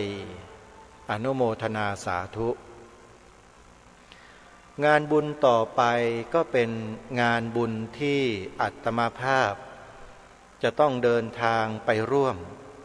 ต่อจากวัดป่าจริยธรรมงานนี้เป็นงานที่เกี่ยวกับช้างโดยเฉพาะและเมื่อพูดถึงช้างแล้วก็ต้องพูดถึงจังหวัดเดียวที่มีการเลี้ยงช้างมากที่สุดและเป็นต้นกำเนิดเกิดเรื่องราวของช้างมากที่สุดในโลกนั่นก็คือจังหวัดสุรินทร์ในระหว่างวันที่11-12 มีนาคมศกนี้ที่วัดหนึ่งเป็นวัดที่รวบรวมช้างมาร่วมกิจกรรมมากที่สุดในโลกจะจัดให้มีงานประเพณีแบบโบราณดั้งเดิมที่เกี่ยวกับช้างและคนเลี้ยงช้างโดยเฉพาะเป็นงานโบราณประเพณีโบราณที่มีมานานกว่า 3,000 ปีแล้วชุมชนเผ่านี้ก็รักษาสืบสานประเพณีดั้งเดิมนี้ไว้ได้จนถึงปัจจุบันเหลืออยู่ที่เดียวในโลกนั่นก็คือบ้านกระโพตำบลกระโพอำเภอท่าตูมจังหวัดสุรินทร์งานในครั้งนี้เขาจัดขึ้นที่วัดเพราะเขายกให้วัดเป็นศูนย์กลางของบุญประเพณีใหญ่อันนี้สุสานช้างก็อยู่ในวัดนี้ทั้งหมดเวลาช้างบ้านไหนล้มหมายถึงตายเนี่ยเขาก็จะเอาซากกระดูกของช้างนั้นแหละมาฝังไว้ในสุสานช้างที่วัดนี้วัดนี้จึงเป็นศูนย์รวมของกิจกรรมที่เกี่ยวกับช้างทั้งหมดอาตมาภาพได้รับอาราธนานิมนต์จากเจ้าอาวาสวัดนี้โดยเฉพาะเลยบอกว่าต้องมาพระครูต้องมาด้วยนะแล้วจะได้ช่วยกันเผยแพร่กิจกรรมประเพณีแบบดั้งเดิมแบบเก่าแก่โบราณนี้ด้วยกันเพราะว่าท่านพระครูมีสื่ออาตมาภาพก็เป็นคนที่ชอบงานแบบนี้อยู่แล้วงานวัฒนธรรมงานประเพณีท้องถิ่นประเพณีพื้นบ้านแบบนี้ชอบเป็นคนที่ชอบมากๆเลยจึงตอบตกลงท่านเจ้าอาวาสวัดนี้ไปแล้วก็จะเดินทางจากวัดป่าจริยธรรมมุ่งสู่จังหวัดสุรินทร์ในวันที่10 มีนาคมพอวันรุ่งขึ้น11และ12ก็จะไปร่วมงานทั้ง2 วันเต็มงานนี้บอกว่าตั้งใจเต็มที่เลยโยมนะตั้งใจไปร่วมกิจกรรมแล้วก็จะไปทำคลิปทำอะไรต่างๆด้วยตัวเอง เพราะถือว่าเป็นงานที่สำคัญและก็เกี่ยวข้องโดยตรงกับตระกูลของอาตมาภาพทางฝ่ายพ่อด้วยหรือบิดาเพราะว่าชาติตระกูลทางฝ่ายบิดาของอาตมาภาพเนี่ยเป็นตระกูลเลี้ยงช้างมาแต่โบราณเหมือนกันอาตมาภาพมีเชื้อสายของชาวจังหวัดสุรินทร์โยมแต่ว่าไม่ได้เกิดที่นั่นตะพัดตะผูมายังไงก็ไม่รู้มาเกิดอยู่นี่คลอดอยู่ที่โรงพยาบาลสิริราชที่พรานนกเนี่ยกรุงเทพมหานครฝั่งธนเมื่อก่อนนี่เป็นจังหวัดธนบุรีนะไปเกิดอยู่ฝั่งนู้นฝั่งธนบุรีที่จังหวัดธนบุรีสมัยก่อนใบเกิดยังเขียนว่าเป็นจังหวัดธนบุรีอยู่นะอาตมาเนี่ยนะมาเกิดกรุงเทพโยมโตกรุงเทพมาเรียนมาศึกษาอยู่กรุงเทพมาโตอยู่กรุงเทพมาเป็นเด็กวัดอยู่ในกรุงเทพแล้วอยู่ไปอยู่มามันก็หนีไม่พ้นกรุงเทพมันเหมือนกับว่าเป็นถิ่นกำเนิดเกิดมาแต่อดีตชาติมาแล้วหรืออย่างไงไม่ทราบเลยต้องมาอยู่ที่นี่ต่อแต่ก็ยังไม่สามารถที่จะรื้อฟื้นความจำในอดีตที่ผ่านมาได้หรือบารมีที่สั่งสมไว้กิจการงานที่ทำไว้แต่อดีตชาติยังไม่มาปรากฏก็เลยยังไม่เป็นโลไม่เป็นพายไม่เป็นชิ้นไม่เป็นอันก็ยังคงอยู่ไปวันหนึ่งโยมก็ทำงานสื่อโทรทัศน์สื่อวิทยุไปอย่างเนี้ยมีกิจกรรมมีงานบุญประเพณีของครูบาอาจารย์เราที่ไหนจังหวัดไหนเขานิมนต์มาเขาไหว้วานให้ติดต่อผอ.ดีทีวีให้ไปถ่ายทอดสดอาตมาภาพก็รับเรื่องมาประสานพอได้งานก็เดินทางไปร่วมกิจกรรมเหมือนกับงานที่จะเกิดต่อจากวัดเนี้ยที่กล่าวถึงเรื่องช้างเนี่ยพอเสร็จจากงานช้างอาตมาก็จะไปอีกงานหนึ่งเลยแล้วก็มีการถ่ายทอดสดด้วยงานต่อไปเนี่ย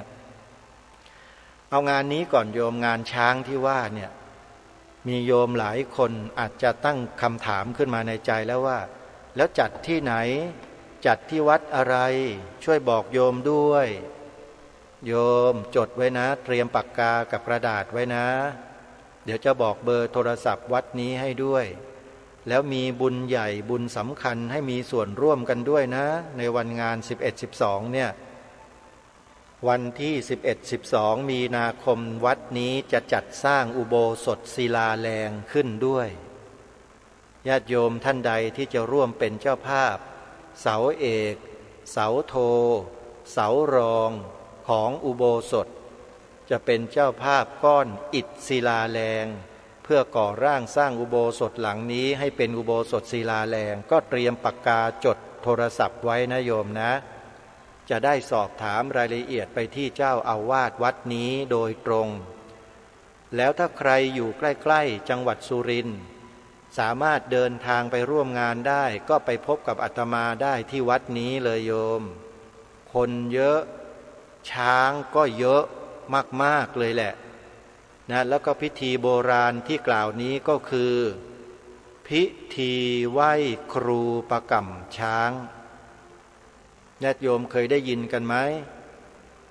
ควานช้างหมอช้างทั้งหลายทั้งปวงที่บรรดามีอยู่ในโลกใบนี้เนี่ยถ้าไม่ประกอบพิธีนี้แล้วก็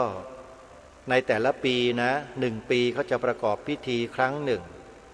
ถ้าไม่เข้าร่วมหรือประกอบพิธีนี้หมอช้างควานช้างนั้นจะต้องมีอันเป็นไปอย่างใดอย่างหนึ่งอย่างน้อยๆอย่างจิ๊บๆก็คือต้องล้มป่วยโดยไม่ทราบสาเหตุที่ล้มป่วยโดยไม่ทราบสาเหตุเนี่ยจริงๆมันมีเหตุโยมแต่มันเป็นเหตุที่เราไม่สามารถจะพิสูจน์ได้เท่านั้นเองแต่ผู้รู้ท่านก็บอกไว้แล้วว่ามันมีเหตุก็คือว่าถ้าไม่ไปร่วมพิธีทำพิธีไหว้ครูประกำช้างเนี่ยนะ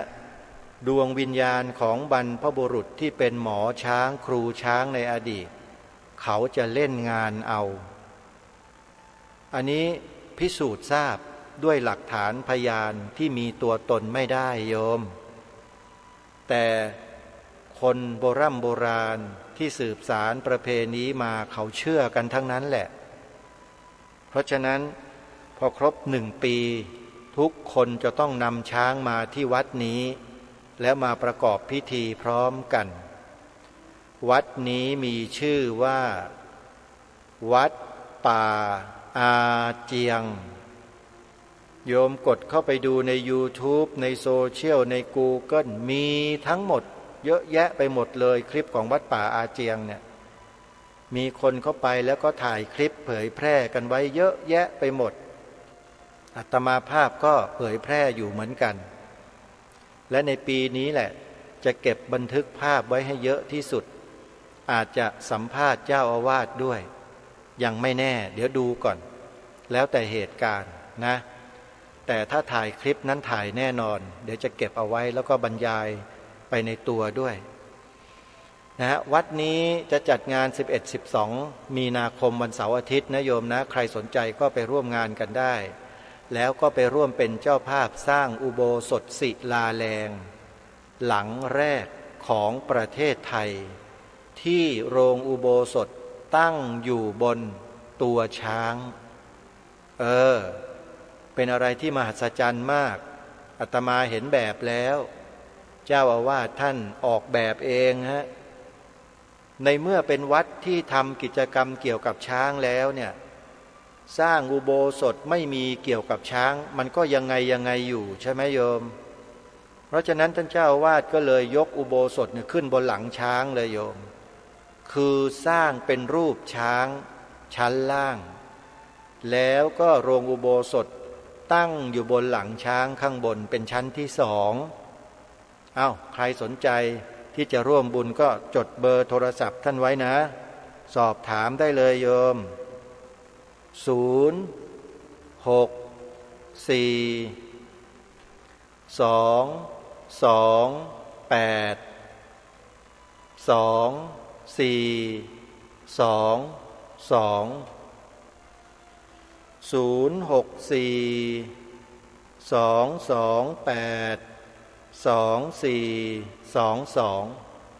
โทรศัพท์เข้าไปร่วมทำบุญกับท่านนะโยมนะอาตมาภาพมีหน้าที่ประกาศบอกบุญญาติโยมให้กับครูบาอาจารย์ของเราโดยที่อาตมาภาพนั้นเต็มใจตั้งใจเต็มที่แม้จะไม่มีค่าจ้างหรือคำไหว้วานอะไรก็ทำให้โยมอันนี้คือการแสดงน้ำจิตนะแสดงน้ำจิตให้กับครูบาอาจารย์ของเราซึ่งท่านเหล่านั้นก็ได้แสดงน้ำใจกับอาตมาภาพมาโดยตลอดนี่คือใจถึงใจมันเป็นอย่างนี้โยมการทำงานกันเนี่ยมันต้องใช้หัวใจทำใช้ปากทำอย่างเดียวไม่สำเร็จหรอกโยมต้องมีหัวใจให้กันด้วยนะงานนี้ก็จบไปอีกงานหนึ่งอย่างที่บอกกับญาติโยมว่าอาตมาเป็นผู้ประสานงานให้ท่านเพื่อขอสถานีโทรทัศน์ดีทีวีไปถ่ายทอดสดเป็นครั้งแรกของวัดนี้นะโยมนะวัดนี้ก็คือวัดอารามมงคลอยู่ที่ตำบลยางตลาดอำเภอยางตลาดจังหวัดกาฬสินธุ์โดยมีท่านพระครูปริยัติโพธิธรรมเป็นเจ้าอาวาสและท่านเองก็เป็นเจ้าคณะตำบลยางตลาดอยู่ด้วยเพราะฉะนั้นกิจการงานอะไรต่างๆที่เกิดขึ้นในวัดนั้นจึงเป็นอะไรที่ง่ายแล้วก็ไม่ยากท่านสามารถประสานงานได้ทุกภาคส่วนในฐานะเป็นเจ้าคณะพระสังฆาธิการนี่คือความสะดวกของการจัดงานต่างๆการดำเนินงานต่างๆก็จะได้รับความร่วมมือจากส่วนราชการเป็นอันมากเพราะมีตำแหน่งของพระสังฆาธิการระดับเจ้าคณะตำบลพ่วงอยู่ด้วยงานของวัดอารามมงคลนั้นเป็นงานบุญกุ้มข้าวและ งานทอดผ้าป่าสามัคคีเพื่อการศึกษาโยมทำไมท่านจึงทอดผ้าป่าสามัคคีเพื่อการศึกษาก็เพราะที่วัดอารามมงคลนั้นเป็นสำนักเรียนพระปริยัติธรรมแผนกสามัญมีลูกหลานเยาวชนชาวจังหวัดกาฬสินธุ์มาบวชเป็นสามเณรหรือบรรพชาเป็นสามเณรแล้วมาเรียนปริยัติสามัญที่วัดอารามมงคลเป็นจำนวนมากที่นี่เป็นสำนักเรียนเพราะฉะนั้นงานของท่านจะต้องมีการทอดผ้าป่าสามัคคีเพื่อการศึกษาเป็นหลักส่วนงานบุญประเพณีบุญกุ้มข้าวนั้นเป็นพื้นฐานที่ต้องทำอยู่แล้วเพราะฉะนั้นญาติโยมชาวจังหวัดกาฬสินธุ์และจังหวัดใกล้เคียงไม่ว่าจะเป็นบ้านท่าตูมอำเภอเมืองจังหวัดมหาสารคามและตำบลอำเภอต่างๆนะถ้าสะดวกโยมนะนั่งรถมากันเลยมาที่วัดอารามมงคลเนี่ยจะมีการถ่ายทอดสดงานด้วยนะมีการเทศน์สอดแจ้งนะโยมโดยเฉพาะในคืนวันที่18มีนาคมจะมีการถ่ายทอดสดในตอนเย็นๆไปถึงรุ่งเช้าของวันที่19เลยโยมก็มานั่งปฏิบัติธรรมสอดแจ้งให้คนทั่วโลกได้เห็นว่าแม่ออกพ่อออกชาวจังหวัดกาฬสินธุ์มหาสารคาม101ขอนแก่นเนี่ยโอ้ยนั่งปฏิบัติธรรมกันอึดแท้ครูบาอาจารย์ฝึกฝนอบรมกันได้ยังไงเขาจะได้เห็นกันนะโยมนะแต่ถ้าใครมาแล้วนะถ้าหากว่านั่งไม่ไหวโยมก็เอนกายได้ในท่าที่เป็นระเบียบเรียบร้อยอย่างมีสติเพราะอิริยาบถของการปฏิบัติธรรมมันมี4อย่างโยมยืนเดินนั่งนอนก็ต้องมีสติหลับตื่นก็มีสติขึ้นมาก็นั่งสมาธิแล้วก็สลับสับเปลี่ยนเดินบ้างอะไรบ้างมันก็สามารถทำกันได้ไม่ได้แปลกแล้วก็ไม่ได้ผิดอะไรนะโยมนะไม่ต้องกังวลมากันเถอะมาเยอะๆ18-19มีนาคมมาร่วมงานกันที่วัดอารามมงคลตำบลยางตลาดอำเภอยางตลาดจังหวัดกาฬสินธุ์หมายเลขโทรศัพท์ที่ญาติโยมจะโทรเข้ามาร่วมทำบุญและสอบถามรายละเอียดมี2หมายเลขคือ084-034-4606และ0942813500ก็สอบถามรายละเอียดเข้าไปได้นะที่วัดอารามมงคลตำบลยางตลาดอำเภอยางตลาดจังหวัดกาฬสินธุ์ทีนี้อนุโมทนาบุญกับญาติโยมที่ได้ถวายปัจจัยมาร่วมบุญสร้างถนนให้กับสวนป่าสามัคคีธรรมสักเล็กน้อยนะโยมนะอนุโมทนาบุญกับคุณโยมแม่ชวีวันสัจเขตร่วมบุญสร้างถนนสวนป่าสามัคคีธรรมมา300 บาทคุณโยมแม่ทิพย์เพชรสังคุณ200 บาทคุณโยมแม่ล้อมเหล่ากาสี100 บาทคุณโยมแม่นิ่มละครพล100 บาทคุณโยมแม่สุวิทย์หนูนิน100 บาทแล้วก็ครอบครัวแม่หนูจันประทุมชัยจากบ้านท่าตูมจังหวัดมหาสารคาม500 บาทขออนุโมทนาสาธุท่านเหล่านี้ไปพบเจอกับอาตมาภาพในงานปฏิบัติธรรมสอดแจ้งที่พระธาตุขามแก่นเดี๋ยววันที่18-19นี้เจอกันอีกโยมใครจะทำบุญสร้างถนนให้สวนป่าสามัคคีธรรมโยมก็เตรียม ปัจจัยใส่ซองเขียนชื่อนามสกุลไว้ให้พร้อมเด้อโยมเด้อนะอาตมาภาพจะได้มีรายชื่อบันทึกจารึกกันไว้นะขออนุโมทนาสาธุและก็มีญาติโยมที่ท่านได้ถวายปัจจัยเป็นค่าเดินทางเป็นค่าทำกิจต่างๆส่วนตัวของอาตมาภาพไปพบไปเจอกันที่งานวันนัดพบญาติธรรมที่วัดศรีอุดมวงศ์โยมก็ถวายปัจจัยมาดังนี้โยมแม่อนงนิตสุนทรสารทูลหรือแม่โต้งภูกระแตร่วมบุญมา500 บาทอนุโมทนาสาธุอีกท่านหนึ่งคือคุณโยมชวีคุณโยมจีรวรรณดวงศรีร่วมน้อมถวายปัจจัย4แด่ท่านพระครูประหลัดนรงค์ฤทธิ์จำนวน500 บาทสาธุอาตมาก็มีกำลังใจในการทำหน้าที่ต่อเนี่ยเวลาไปพบเวลาไปเจอกับญาติโยมที่ต่างจังหวัดอาตมาภาพถึงจะมีรายได้ในลักษณะเช่นนี้สักครั้งหนึ่งโยมอยู่ในกรุงเทพมหานครเนี่ยไม่มีกิจกรรมอะไรให้อาตมาภาพไปร่วมไปจัดไปทำได้เลยเพราะอาตมาไม่ใช่เจ้าอาวาสอาตมาภาพไม่ใช่ผู้ช่วยเจ้าอาวาสเป็นพระลูกวัดธรรมดาไม่มีตำแหน่งพระสังฆาธิการอะไรกับเขาหรอกโยมอย่าเข้าใจผิดนะ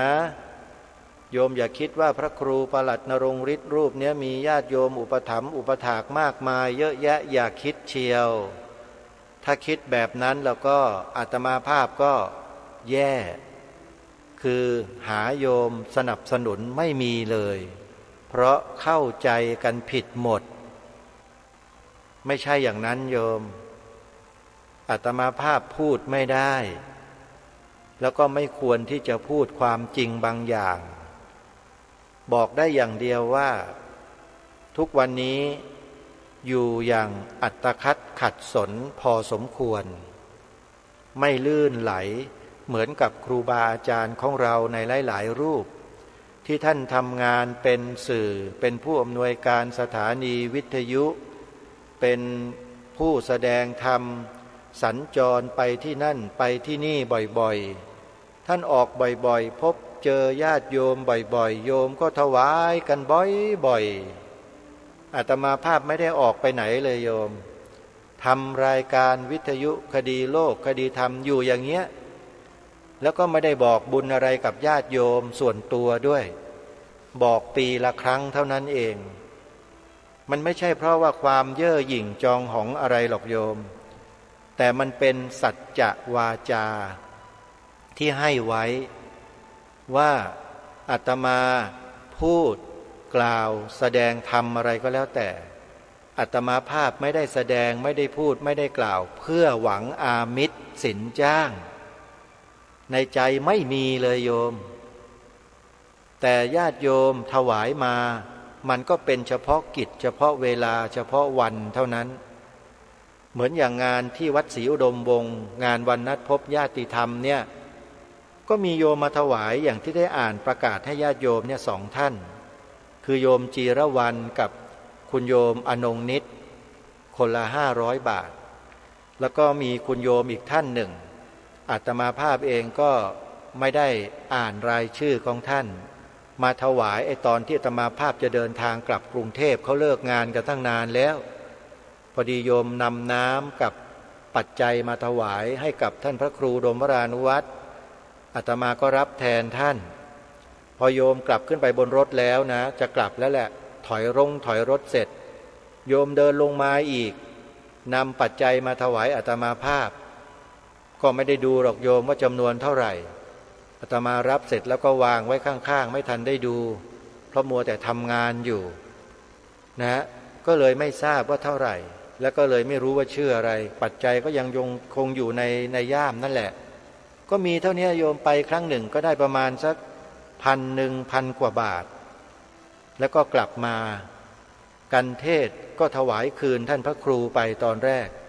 เห็นญาติโยมมากันน้อยแล้วนึกสงสารอดไม่ได้คืนพระครูทำบุญต่อเลยถวายมาซองหนึ่งคืนนั้นขึ้นเทศประมาณตี 1กว่าพอจะกลับจริงๆพระครูเอามาถวายอีกประมาณ 3,000 หรือ 4,000 นี่แหละมันก็ได้เป็นค่าน้ำมันค่ารถค่าอะไรต่างๆที่อาตมาภาพจะต้องใช้จ่ายถามว่ามันพอไหมโยมโยมก็คิดเอาเองนะโยมนะเพราะอาตมาภาพมีค่าใช้จ่ายไม่ใช่แต่เพียงแค่นี้นะโยมกุฏิที่ดูแลที่อยู่ทุกวันนี้อาตมาภาพก็ต้องเสียค่ากระแสไฟเสียค่าน้ำเสียค่าโทรศัพท์พื้นฐานแล้วก็ดูแลโยมแม่1 คนโยมจะกินอะไรจะซื้ออะไรต้องการอะไรโยมมาขออาตมาก็ต้องให้โยมไม่ให้ได้ยังไงล่ะผู้บังเกิดเกล้าเลี้ยงเรามาตั้งแต่อยู่ในท้องจนเราเติบใหญ่เติบโตบุญคุณล้นเหลือมีอะไรก็ต้องให้ล่ะโยมใช่ไหมฮะ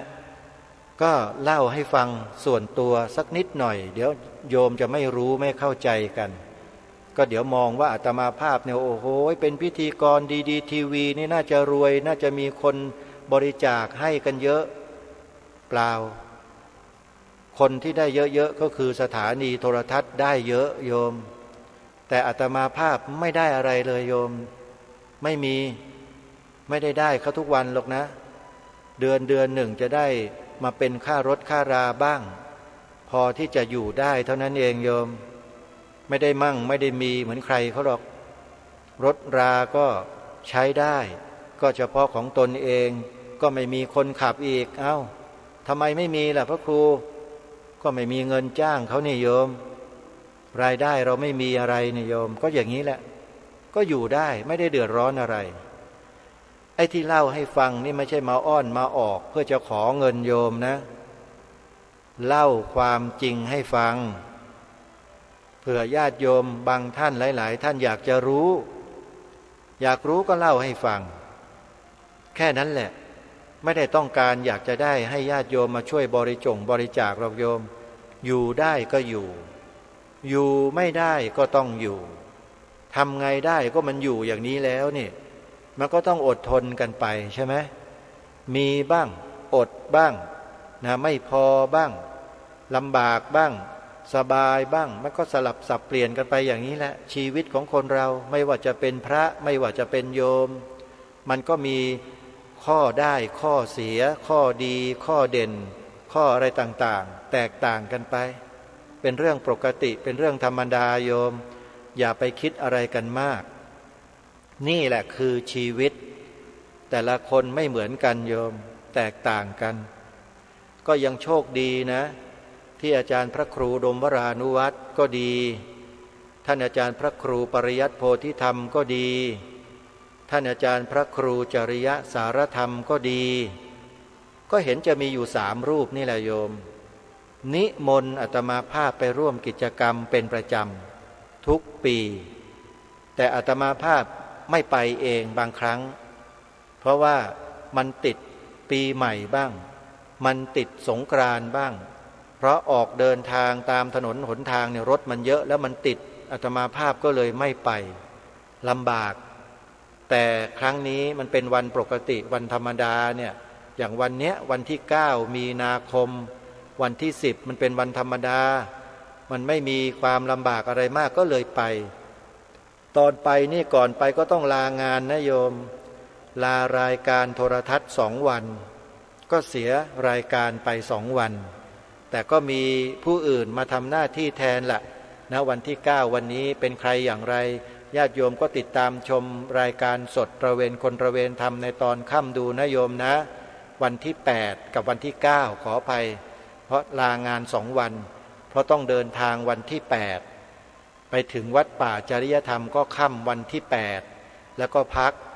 วันที่9ก็ร่วมกิจกรรมกันตั้งแต่เช้าไปจนกระทั่งถึงเช้าอีกวันหนึ่งเลย จะอยู่ได้ไม่ได้ก็คอยดูกันเพราะต้องการจะช่วยงานช่วยการท่านพระครูให้เต็มที่อย่างท่านอาจารย์พระครูดมว่าอนุวัฒน์เนี่ยก็น่าสงสารมากเลยตอนนี้ญาติโยมก็หายไปกันเกือบหมดพระเจ้าพระสงฆ์ก็เงียบไม่ค่อยจะมาอยู่มาช่วยงานท่าน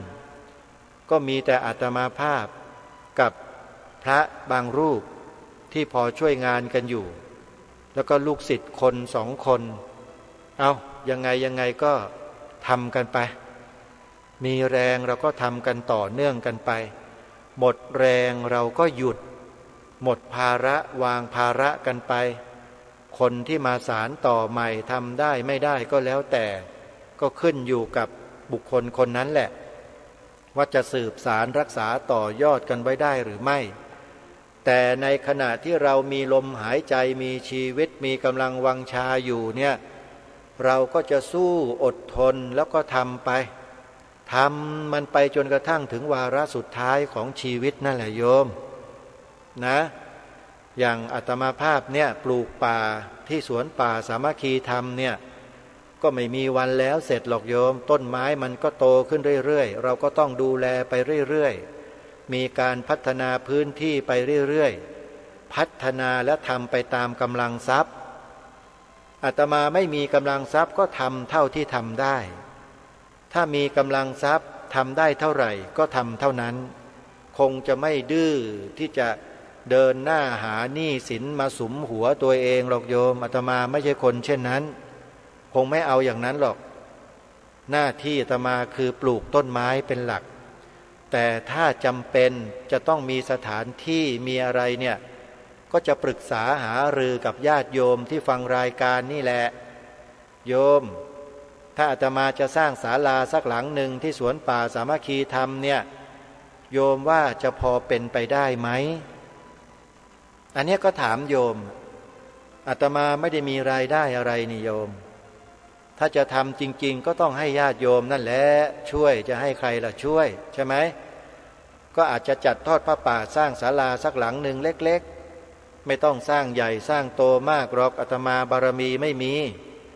เป็นพระที่มีบารมีน้อย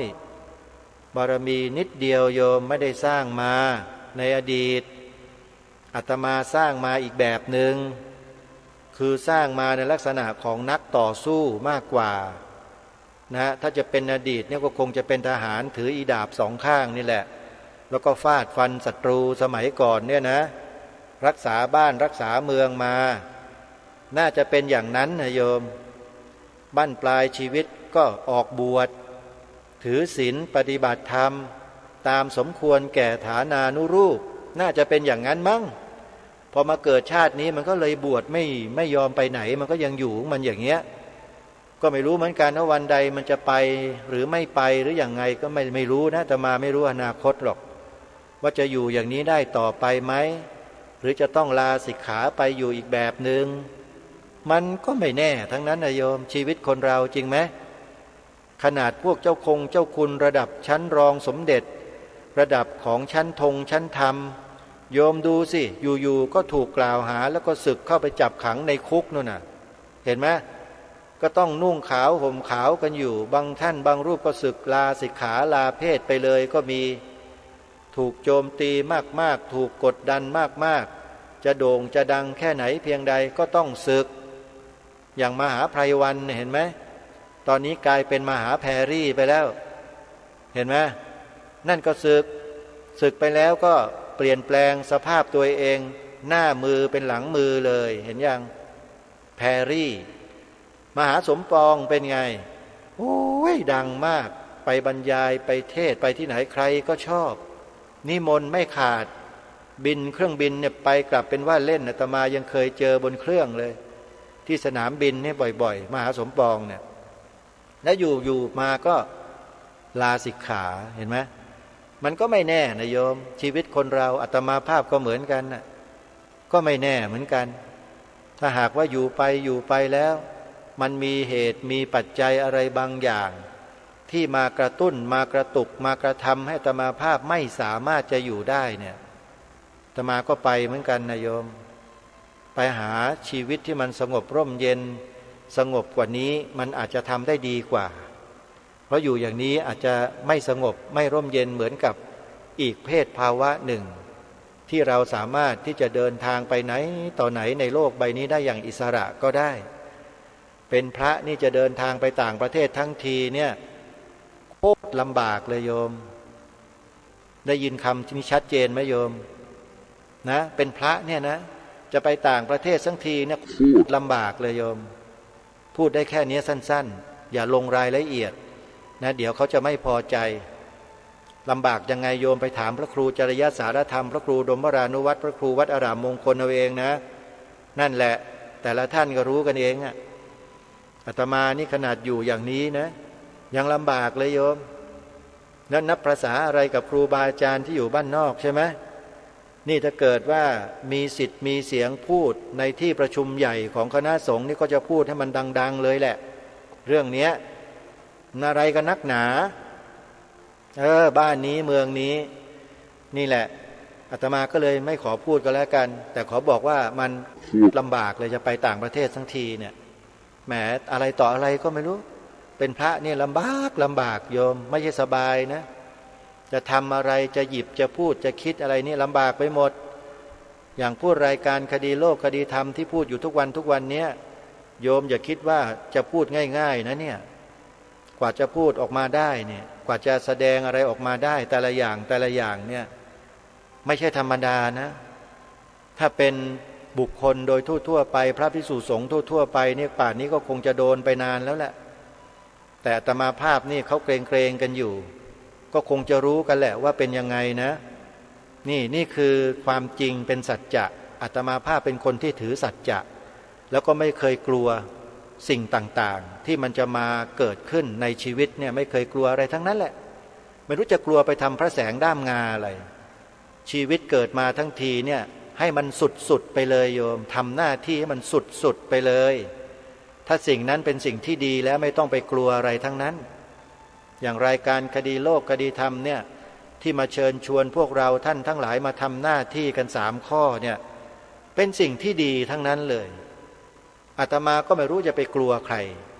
พาญาติโยมพูดคำว่าพระพุทธศาสนาเป็นศาสนาประจำชาติไทยของเราพาญาติโยมท่องจำบทพระราชนิพนธ์ความหมายธงไตรรงค์ของรัชกาลที่6พาญาติโยมขึ้นทะเบียนเขียนใบสมัครปฏิญาณตนเป็นพุทธมามกะตลอดชีวิตตามรอยเบื้องพระยุคลบาทไม่ดีตรงไหนอ่ะเป็นสิ่งที่ดีทั้งนั้นเลยนี่แหละจึงกล้าที่จะพูดกล้าคิดกล้าทำในสิ่งที่ถูกต้องสิ่งที่ดีไม่ได้ไปตีหัวหมาด่าแม่เจ๊กเหมือนกับใครบางคนที่อยู่ข้างนอกที่เขาทำกันอยู่ไม่ใช่เราเป็นพระเป็นสมณะมันก็มีกรอบมีกฎกติกาพอสมควรที่เราสามารถจะทำงานได้อย่าไปกล่าวร้ายอย่าไปทำร้ายใครก็พอแล้วโยมพูดให้อยู่ในหลักอย่าไปเบียดเบียนใครก็จบแล้วโยมเนี่ยอาตมาภาพก็เป็นอย่างนี้แหละถึงทำหน้าที่ทำงานการมาได้จนถึงวันนี้เป็นปีที่18แล้วโยมจัดรายการคดีโลกคดีธรรมซึ่งเป็นรายการของอาตมาภาพมาตั้งแต่เริ่มต้นเป็นคนก่อตั้งชื่อรายการด้วยตัวเองไม่มีใครตั้งให้แล้วทำรายการนี้ด้วยปณิธานที่มั่นคงที่แน่วแน่อันเกิดมาจากธงไตรรงค์นี่แหละที่มีคนพยายามจะบิดเบือนความหมายนี่แหละจึงเป็นที่มาของรายการนี้นะเดี๋ยวจะมีโอกาสก็จะเล่าให้ญาติโยมได้ฟังกันต่อไปวันนี้เวลาของรายการหมดแล้วท่านผู้ฟังมานั่งบ่นให้ญาติโยมฟังกันจนจบจนได้นะโยมนะวันนี้ต้องขอสมมุติยุติรายการไว้แต่เพียงเท่านี้ก่อนไว้พบกันใหม่ในวันพรุ่งนี้ขอความสุขความสวัสดีในธรรมแห่งองค์สมเด็จพระบรมศาสดาสัมมาสัมพุทธเจ้าจงปรากฏเกิดมีขึ้นในจิตใจของท่านผู้ฟังทุกท่านทุกคนเทินขอเจริญพร กล้าคิดก็ต้องกล้าทำอย่ากลัวถ้าทำความดีเป็น ศึกษาปัญหาให้ทันท่วงทีเมืองไทยจะพัฒนากว่านี้รายการดีคดีโลกคดีธรรมขอรำพัน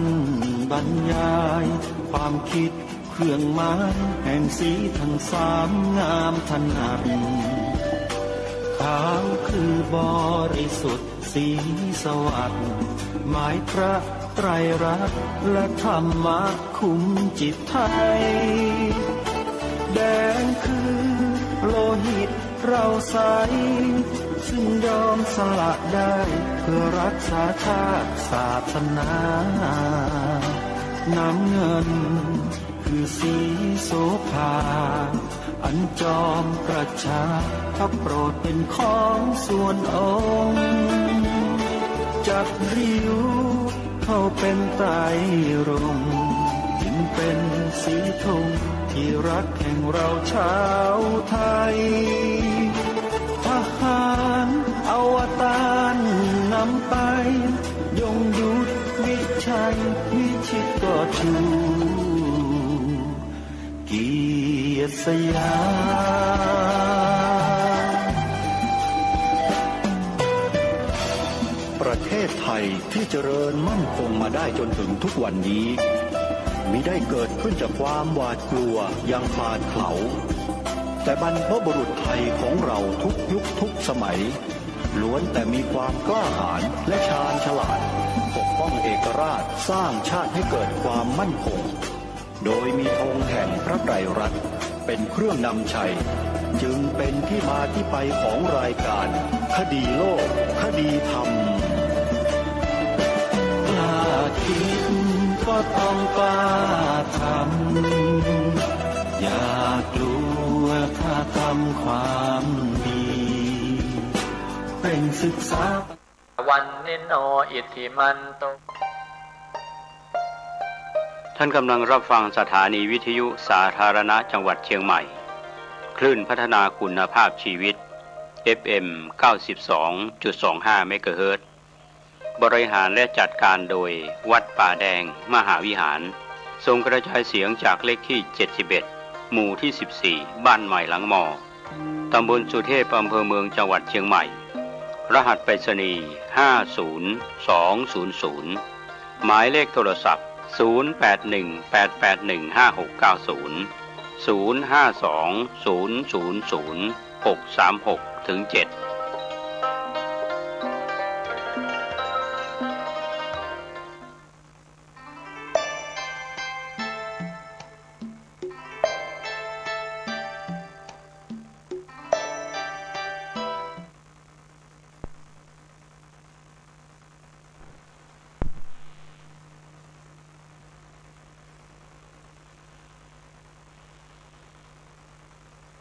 ข้าวหน้านิวกับการทำหน้าที่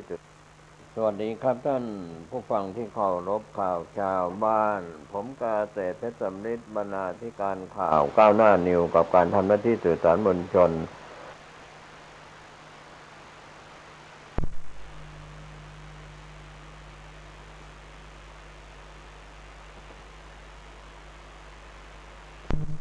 สวัสดีครับท่านผู้ฟังที่เคารพข่าวชาวบ้านผมกาเศรษฐ์เพชรสำริดบรรณาธิการข่าวก้าวหน้านิวกับการทำหน้าที่สื่อสารมวลชนของพี่น้องสื่อมวลชนทุกแขนงสาขาจากส่วนกลางและก็ส่วนภูมิภาคข่าวภายในประเทศข่าวจากต่างประเทศก็ทำหน้าที่เป็นการสะท้อนสังคมในเหตุการณ์ดีเหตุการณ์ร้ายต่างๆธรรมะก่อนข่าววันนี้ก็เป็นส่วนหนึ่งนะครับที่เกี่ยวกับเรื่องของศีลธรรมไม่กลับมาสู่จิตใจของชาวโลกทั้งมนุษย์และมนุษย์ที่เป็นเทวบุตรเทวดาทั้งหลายเราจะเห็นได้ว่ามนุษยธรรมที่ทำให้เป็นมนุษย์โดยสมบูรณ์ก็คือการรักษาศีลรักษาธรรมวันนี้โลกเปลี่ยนแปลงไปตามกาลเวลาเหตุผลกลใดนั้นก็เกิดจากการเสื่อมในเรื่องของศีลธรรมไม่กลับมาสู่จิตใจของชาวโลกก็ทำให้ ทำผิดศีลห้าซึ่งเป็นเรื่องของการฆ่าสัตว์การลักทรัพย์เสพกามผิดกล่าวคำเท็จดื่มเครื่องดื่มแอลกอฮอล์และก็ยาเสพติดก็ทำให้เป็นปัญหาสังคมของโลกของประเทศของแต่ละท้องถิ่นที่เกิดขึ้นข่าวแรกวันนี้ปลัดจังหวัดเชียงใหม่เสนอเพิกถอนมูลนิธิ4 แห่งในจังหวัดเชียงใหม่ที่รับอาสาสมัครชาวจีนเข้ามาทำงานแต่ความเป็นจริงเป็นกลุ่มเทาจีนสีเทาที่เข้ามาทำธุรกิจสีเทาเพื่อให้อยู่ในประเทศไทยนานขึ้นมีจำนวนนับ100 คนนายอัธวุฒิพึ่งเนียมปลัดจังหวัดเชียงใหม่ชี้แจงกับทีมข่าวถึงความคืบหน้ากรณีเจ้าหน้าที่เข้าตรวจสอบสถาบันสอนภาษาและมูลนิธิเกี่ยวกับสิ่งแวดล้อมที่มีนักท่องเที่ยวชาวจีนเข้ามาทำงานเป็นอาสาสมัครเพื่อให้อยู่ในประเทศไทยได้ยาวนานขึ้นแต่ไม่ได้เข้ามาเรียนภาษาหรือเป็นอาสาสมัครอยู่จริงแต่เข้ามาดำเนินธุรกิจสีเทาส่งผลกระทบต่อความมั่นคงของประเทศและก่ออาชญากรรมขณะนี้มีการดำเนินคดีและเสนอเพิกถอนใบอนุญาตมูลนิธิในจังหวัดเชียงใหม่4 แห่งอยู่ระหว่างให้อัยการพิจารณารวบรวมสำนวนและส่งฟ้องศาลแต่ละมูลนิธิที่ถูกเสนอเพิกถอนถูกตำรวจตรวจคนเข้าเมืองตม.ยกเลิกวีซ่าอาสาสมัครเกี่ยวข้องกับกลุ่มเทาของจีนมีตั้งแต่10 คนไปจนถึง100 คนและไม่มีการรายงานผลการดำเนินงานประจำปี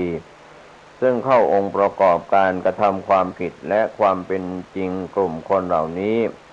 เข้ามาทำธุรกิจสีเทาเพื่อให้อาศัยอยู่ในประเทศไทยได้ยาวนานขึ้น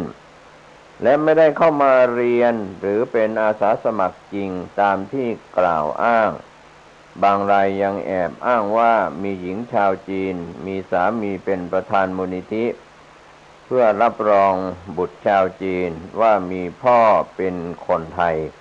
เพื่อให้ได้สถานะเป็นคนไทยแต่ความเป็นจริงเด็กมีพ่อมีแม่เป็นชาวจีนซึ่งมีการจับกุมดำเนินคดีไปแล้วและยังอยู่ระหว่างการตรวจสอบอีกหลายมูลนิธิข่าวคืบหน้าจะได้รายงานเพิ่มเติมกันเข้ามานะครับก็เป็นเรื่องราวที่เกี่ยวข้องในพื้นที่ของจังหวัดเชียงใหม่ข่าวต่อเนื่องในภูมิภาคของเชียงใหม่8 มีนาคม 2566ทีมข่าวของเชียงใหม่ได้รายงานว่าพลตำรวจเอกสุรเชษฐ์หักพานรองผู้บัญชาการตำรวจแห่งชาติได้เดินทางมาราชการพื้นที่ในจังหวัดเชียงใหม่ช่วง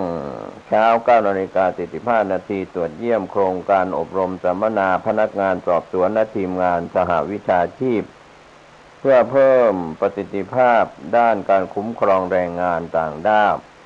และการป้องกันการละเมิดสิทธิตามกฎหมายแรงงานอันจะนำไปสู่ปัญหาการค้ามนุษย์ที่ห้องประชุมชั้น 1โรงแรมแคนที่ถนนนิมานเหมินตำบลสุเทพอำเภอเมืองเชียงใหม่จังหวัดเชียงใหม่เสร็จจากนั้นก็เดินทางไปยังหอประชุมชั้น 4ตำรวจภูธรจังหวัดเชียงใหม่ 11:30 น.ก็เป็นการประชุมต่อเนื่องนะครับในเรื่องราวที่น่าสนใจโดยทางรองผู้บัญชาการตำรวจแห่งชาติพลตำรวจเอกสุรเชษฐ์หักพานก็สั่งดำเนินงานคดีคืบหน้าโดยเฉพาะคดีครูข่มขืนเด็กนักเรียนในจังหวัดเชียงใหม่ข่าวคืบหน้าจากกรณีมีผู้เสียหายที่เป็นผู้ปกครองเข้าแจ้งความร้องทุกข์ดำเนินคดีกับครูโรงเรียนชื่อดังแห่งหนึ่งในจังหวัดไทยซึ่งกระทำล่วงละเมิดทางเพศต่อเด็กนักเรียนจำนวนหลายรายจากการสืบสวนรวบรวมพยานหลักฐานทราบว่าครูคนดังกล่าว คือนายรุ่งชัยขอสงวนนามสกุลเป็นครูสอนวงโยธวาทิตพฤติการในคดีทราบว่านายรุ่งชัยได้พานักเรียนของตนเองไปข่มขืนกระทำชำเราที่ม่านรูดแห่งหนึ่งจำนวน3 ครั้งในเขตพื้นที่อำเภอสันป่าตองจังหวัดเชียงใหม่ซึ่งทางผู้ปกครองของเด็กได้เข้าแจ้งความร้องทุกข์กับพนักงานสอบสวนสถานีตำรวจภูธรสันป่าตองเรียบร้อยแล้วต่อมา7 มีนาคม 2566 ที่ผ่านมาก็ได้ร่วมกับสหวิชาชีพนะครับที่ร่วมกับสหวิชาชีพสอบปากคำเด็กนักเรียนและได้เรียกประชุมเร่งรัดคดีโดยให้ทางสถานีตำรวจภูธรสันป่าตองเชียงใหม่รวบรวมพยานหลักฐานจนสามารถออกหมายจับนายรุ่งชัยของศาลจังหวัดเชียงใหม่ที่177/2566ลงวันที่ 7 มีนาคม 2566ในข้อหาพาพรากกระทำชำเราเด็กอายุไม่เกิน15 ปีอันเป็นการกระทำแก่สิทธิที่อยู่ในควบคุมดูแลต่อมา8 มีนาคม 2566ที่ผ่านมาก็ได้ดำเนินการจับกุมนายรุ่งชัยที่สำนักปฏิบัติธรรมในเขตพื้นที่อำเภอเสมิงจังหวัดเชียงใหม่และได้ดำเนินการนำหมายค้นศาลจังหวัดเชียงใหม่เข้าดำเนินการตรวจค้นที่บ้านพักและสถานที่ทำงานโดยได้ทำการตรวจยึดพยานหลักฐานที่เกี่ยวข้องจากการซักถามนายรุ่งชัยให้การรับสารภาพอยู่ระหว่างการขยายผลเพิ่มเติมส่วนคดีของ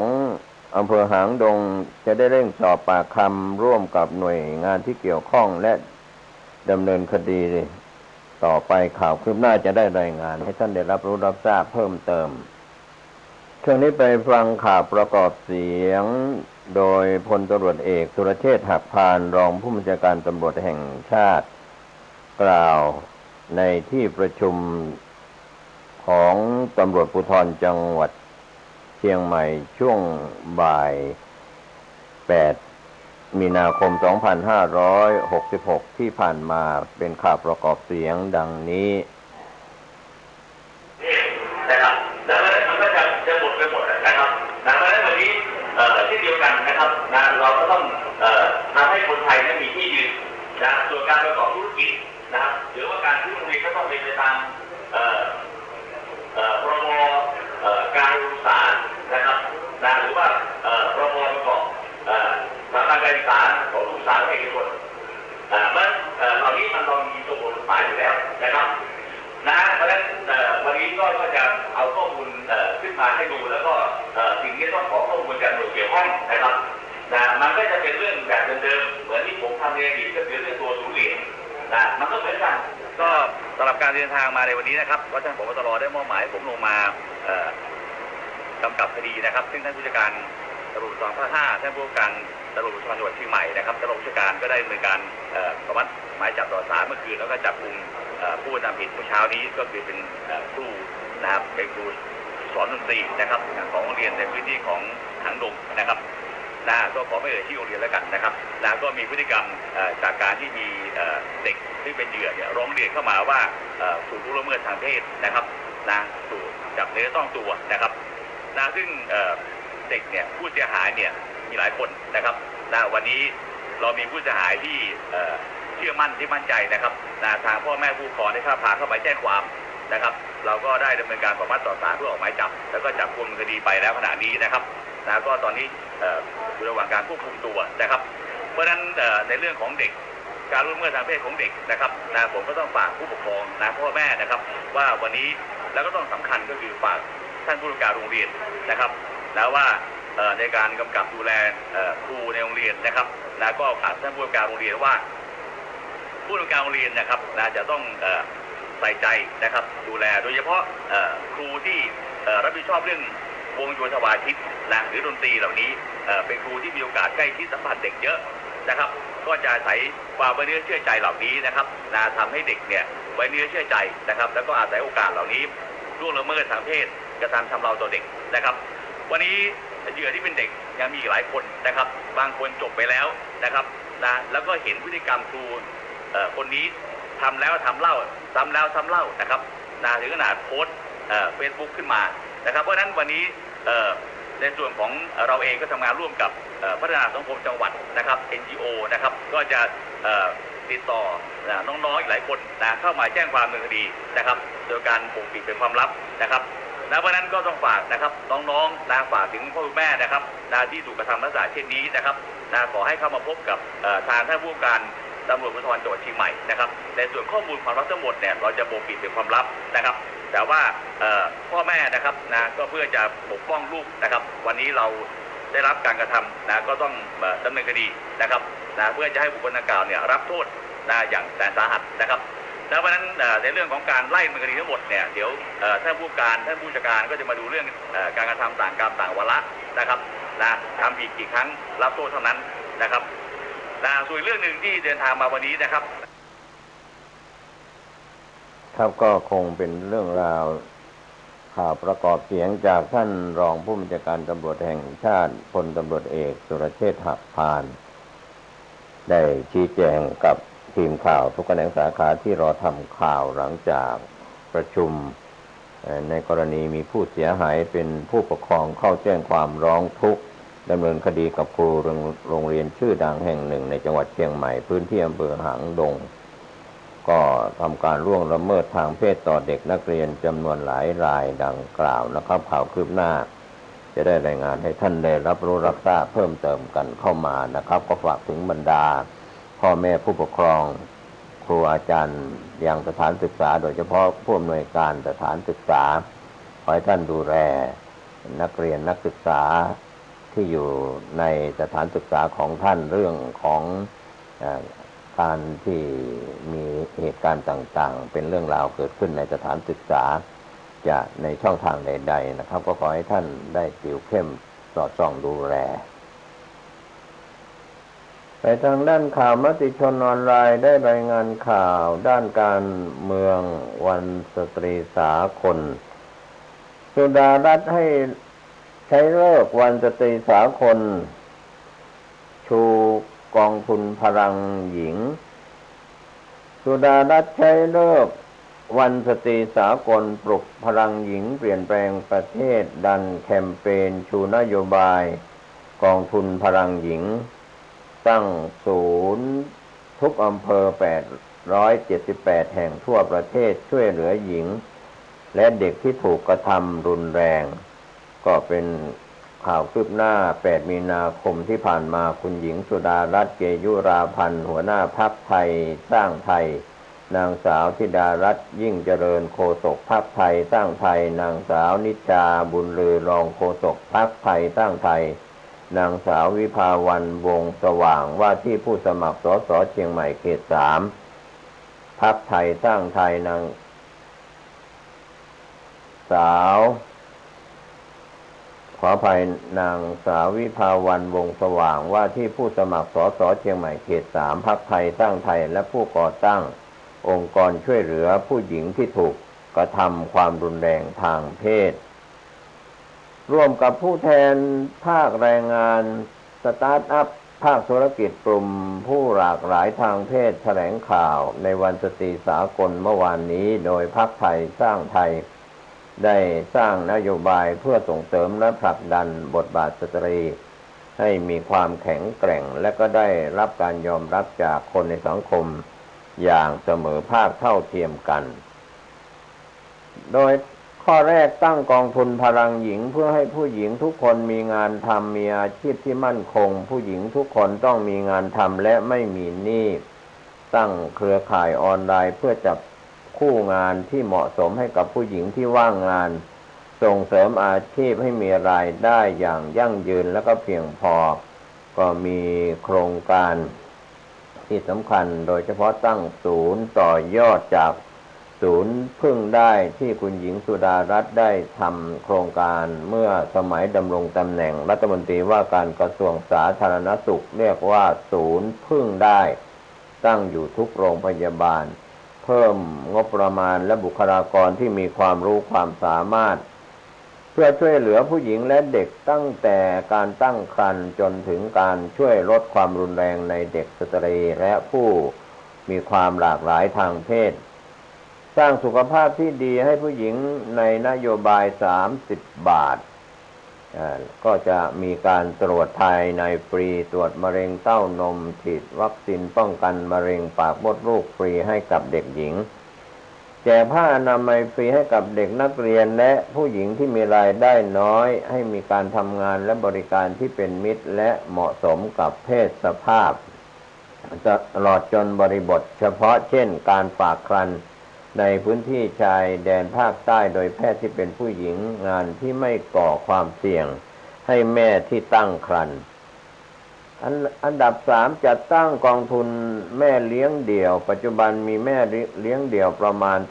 370,000 คนมากกว่าพ่อเลี้ยงเดี่ยว4 เท่าแม้ว่ารัฐบาลจะให้เงินอุดหนุนแก่แม่เลี้ยงเดี่ยว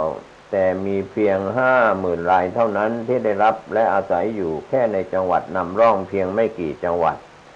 กองทุนนี้มีวัตถุประสงค์ให้แม่เลี้ยงเดี่ยวมีอาชีพมีรายได้เลี้ยงตัวเอง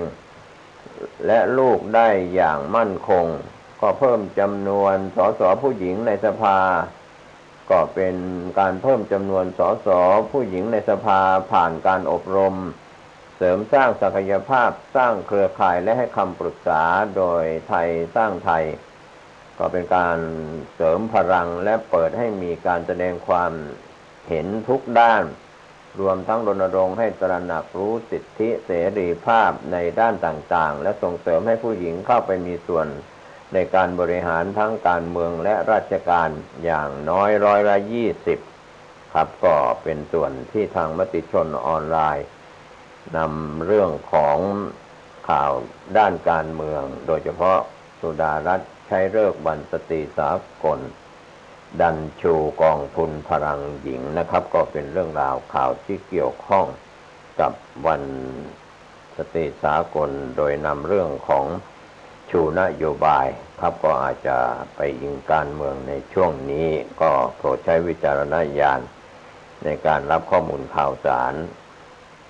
ช่วงนี้มีข่าวต่างประเทศที่น่าสนใจจากผู้จัดการออนไลน์สหรัฐเตรียมคว่ำบาตรและยึดทรัพย์จีน9 มีนาคม 2566ก็เป็นเรื่องราวที่เกี่ยวข้องกับข่าวต่างประเทศ8 มีนาคมที่ผ่านมานายธนงขันทองผู้เชี่ยวชาญข่าวต่างประเทศก็ได้ร่วมสนทนาในรายการคนเคาะข่าวออกอากาศทางสถานีโทรทัศน์ผ่านดาวเทียมช่องนิววันในหัวข้อสหรัฐเตรียมคว่ำบาตรและยึดทรัพย์จีนเรื่องราวต่างๆที่นายธนงกล่าวนั้นก็เป็นเรื่องที่พูดถึงนายมาร์คโมเบียสซึ่งเป็นมหาเศรษฐีนักลงทุนตลาดเกิดใหม่ออกมาโวยวายว่าเขาถอนเงินจากบัญชีในเซี่ยงไฮ้ไม่ได้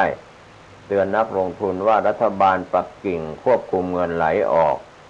ซึ่งตนยังไม่ได้ข่าวว่ามีคนอื่นโดนปัญหาขนเงินออกเหมือนกันหรือไม่แต่ทำไมนายมาร์คโมเบียสไม่แก้ปัญหาในเชิงส่วนตัวแต่ออกมาโวยวายแถมบอกว่าอย่าไปลงทุนในจีนไปลงทุนที่อินเดียบราซิลดีกว่าถือว่าซ้ำเติมจีนหรือไม่ในขณะที่จีนกำลังมีปัญหากับอเมริกาหรือจีนเองแก้เกมสหรัฐเพราะรู้ตัวว่าหนีไม่พ้นภายในปีนี้สหรัฐอาจต้องดำเนินมาตรการอะไรบางอย่างที่รุนแรงในการคว่ำบาตรจีนหรือยึดทรัพย์จีนก็ได้ในอีกด้านหนึ่งนายคริสโตเฟอร์เลผู้อำนวยการ FBI จู่ๆก็พูดเรื่องโควิดว่าหลุดมาจากแลบอู่ฮั่นซึ่งเรื่องนี้น่าจะจบไปแล้วนั่นก็แสดงว่าสหรัฐเริ่มหมดท่าเลยต้องขุดคุยเรื่องเก่าๆนายทรัมป์ก็เคยออกมาพูดเหมือนเปิดทางว่าต้องให้มีการชดใช้หากจีนไม่ชดใช้สหรัฐจะถือวิสาสะยึดทรัพย์จีนเพื่อมาชดเชยความเสียหายจากไวรัสโควิดซึ่งต้องมาดูกันอย่างละเอียดเพราะจีนเองถือพันธบัตรหรือมีทรัพย์สินในอเมริกาค่อนข้างมากมีข่าวออกมาก่อนหน้านี้ว่าอเมริกาจำเป็นไหมที่ต้องจ่ายหนี้ให้จีนซึ่งจีนถือพันธบัตร เรียกว่าพันธบัตรสหรัฐเป็นอันดับ2ให้เบี้ยวหนี้เลยดีไหม1 ล้านล้านมีการวางเกมเอาไว้เพื่อเล่นงานจีนนายธนงกล่าวเพิ่มเติมว่าที่ผ่านมาสหรัฐเคยยึดทรัพย์ในหลายประเทศไม่ว่าจะอิรักลิเบียอัฟกานิสถานหรือแม้แต่เฟอร์ดินานด์มาโกสอดีตประธานาธิบดีฟิลิปปินส์ก็โดนทั้งที่ไม่มีอำนาจในการยึดเลยเขาไม่ได้ทำผิดกฎหมายอเมริกาจีนเองก็กังวลตอนนี้ก็ค่อยๆลดการถือครองพันธบัตรรัฐบาลอเมริกาลงเรื่อยๆครับก็เป็นเรื่องราวข่าวที่เกี่ยวข้องกับต่างประเทศโปรดใช้วิจารณญาณในการรับข้อมูลเรื่องนี้ไปทางด้านข่าวคมชัดลึกออนไลน์ได้รายงานข่าวชุดนักเรียนไทยนักท่องเที่ยวจีนแห่ใส่กลายเป็นเหรียญ2 ด้าน9 มีนาคม 2566ก็เป็นเรื่องราวของชุดนักเรียนไทยนักท่องเที่ยวจีนแห่ใส่ไวรัลบนโลกออนไลน์ดันซอฟต์พาวเวอร์ผิดกฎหมายหรือไม่หรือจะกลายเป็นเหรียญ2 ด้านกำลังเป็นกระแสไวรัลบนโลกโซเชียลเมื่อเทรนด์ฮิตนักท่องเที่ยวจีนสวมใส่ชุดนักเรียนไทยเช็คอินไปตามสถานที่ต่างๆและถ่ายภาพสวยๆลงโซเชียลทำให้ตอนนี้วัยรุ่นจีนที่มาเที่ยวเมืองไทยต่างแห่แต่งตัวชุดนักเรียนเดินเที่ยวกันในตามสถานที่ต่างๆด้วยชุดนักเรียนไทยถ่ายภาพสวยๆลงโซเชียลตอนนี้วัยรุ่นจีนที่มาเที่ยวเมืองไทยต่างแห่แต่งตัวชุดนักเรียนแถวบางลำพูก็กลายเป็นหมุดหมายใหม่ที่เหล่าวัยรุ่นชาวจีนต้องไปก่อนหน้านี้กระแสชุดนักเรียนไทยในต่างประเทศโดยเฉพาะชาวจีนกำลังได้รับความนิยมเพิ่มมากขึ้นคาดว่ามาจากภาพยนตร์หรือซีรีส์ของไทยที่ถูกนำไปฉายในต่างอย่างเรื่องสิ่งเล็กๆที่เรียกว่ารักและเด็กใหม่2ที่มีการนำเหตุการณ์ในช่วงวัยขออภัยในช่วงวัยมัธยมทำให้เห็นนักแสดงนำมาสวมใส่ชุดนักเรียนบ่อยครั้งหากมองไปในแง่ของการท่องเที่ยวที่ซบเซาหลังจากเกิดการระบาดของโควิด -19 จากกระแสที่เกิดขึ้นอาจมองได้ว่าการที่นักท่องเที่ยวจีนให้ความนิยมแต่งชุดนักเรียนไทยเที่ยวเมืองไทยทั้งกรุงเทพภูเก็ตและก็ในหลายจังหวัดถ่ายรูปโพสต์ลงโซเชียลจนกลายเป็นเทรนด์ใหม่ซึ่งถือว่าเป็นเรื่องราวที่เกิดขึ้นเป็นเรื่องที่น่าเป็นห่วงหรือไม่สำหรับประเทศไทยใช้ชุดนักเรียนไทยที่คนจีนนำไม่เพียงแต่ปลุกกระแสด้านการท่องเที่ยวยังถือว่าเป็นการกระตุ้นยอดขายชุดนักเรียนให้กับร้านค้าย่านบางลำพูกรุงเทพบ้างแม้ว่าจะไม่มากช่วงที่ขายชุดนักเรียนมียอดขายสูงจะเป็นช่วงก่อนเปิดภาคเรียนและจากกระแสที่มาแรงสุดๆสังคมบางส่วนก็ตั้งคำถามว่าการสวมชุดนักเรียนไทยที่ถูกทำให้กลายเป็นชุดคอสเพลย์ถูกต้องหรือไม่หากจะมองกันในแง่ของกฎหมายแล้วตามพระราชบัญญัติเครื่องแบบนักเรียนพุทธศักราช 2551 มาตรา 7 ระบุไว้ว่าผู้ใดแต่งเครื่องแบบนักเรียนโดยไม่มีสิทธิ์ที่จะแต่งหรือแต่งกายเรียนแบบเครื่องแบบนักเรียนถ้าได้กระทำเพื่อให้บุคคลอื่นเชื่อว่าตนเป็นนักเรียนต้องระวังโทษปรับไม่เกิน 1,000 บาทแต่หากจะดูกันที่บริบทที่เกิดขึ้นทนายความก็ระบุว่าบางเรื่องก็ต้องดูกันที่เจตนาจึงไม่อาจกล่าวได้ว่าจะถือเป็นความผิดสมบูรณ์หรือไม่ส่วนอีกมุมหนึ่งหลายคนแสดงความกังวลถึงภาพลักษณ์ของชุดนักเรียนไทยผู้ช่วยศาสตราจารย์ดร.ธนันศักดิ์บวรนันทกุลอดีตประธานคณะกรรมการบริหารหลักสูตรปริญญาเอกนานาชาติด้านอาชญาวิทยาและการบริหารงานยุติธรรมมหาวิทยาลัยมหิดลออกมาชี้แจงเพิ่มเติมว่าอาจจะเป็นเหมือนเหรียญ2 ด้านเพราะช่วงหนึ่งมีประเด็นนัก เด็กนักเรียนที่ประท้วงไม่อยากแต่งชุดนักเรียนแต่อีกมุมก็กลับมาจากชาวจีนเป็นพวกบล็อกเกอร์อินฟลูเอนเซอร์แต่งชุดนักเรียนและได้รับความนิยมในหมู่ของคนจีนนอกจากนั้นหากย้อนไปในปี 2564 บนโลกทวิตเตอร์มีการพูดถึงแอดแท็กไม่สนับสนุนคอนเทนต์ชุดนักเรียนโดยผู้ที่ออกมารณรงค์ก็คือบรรดา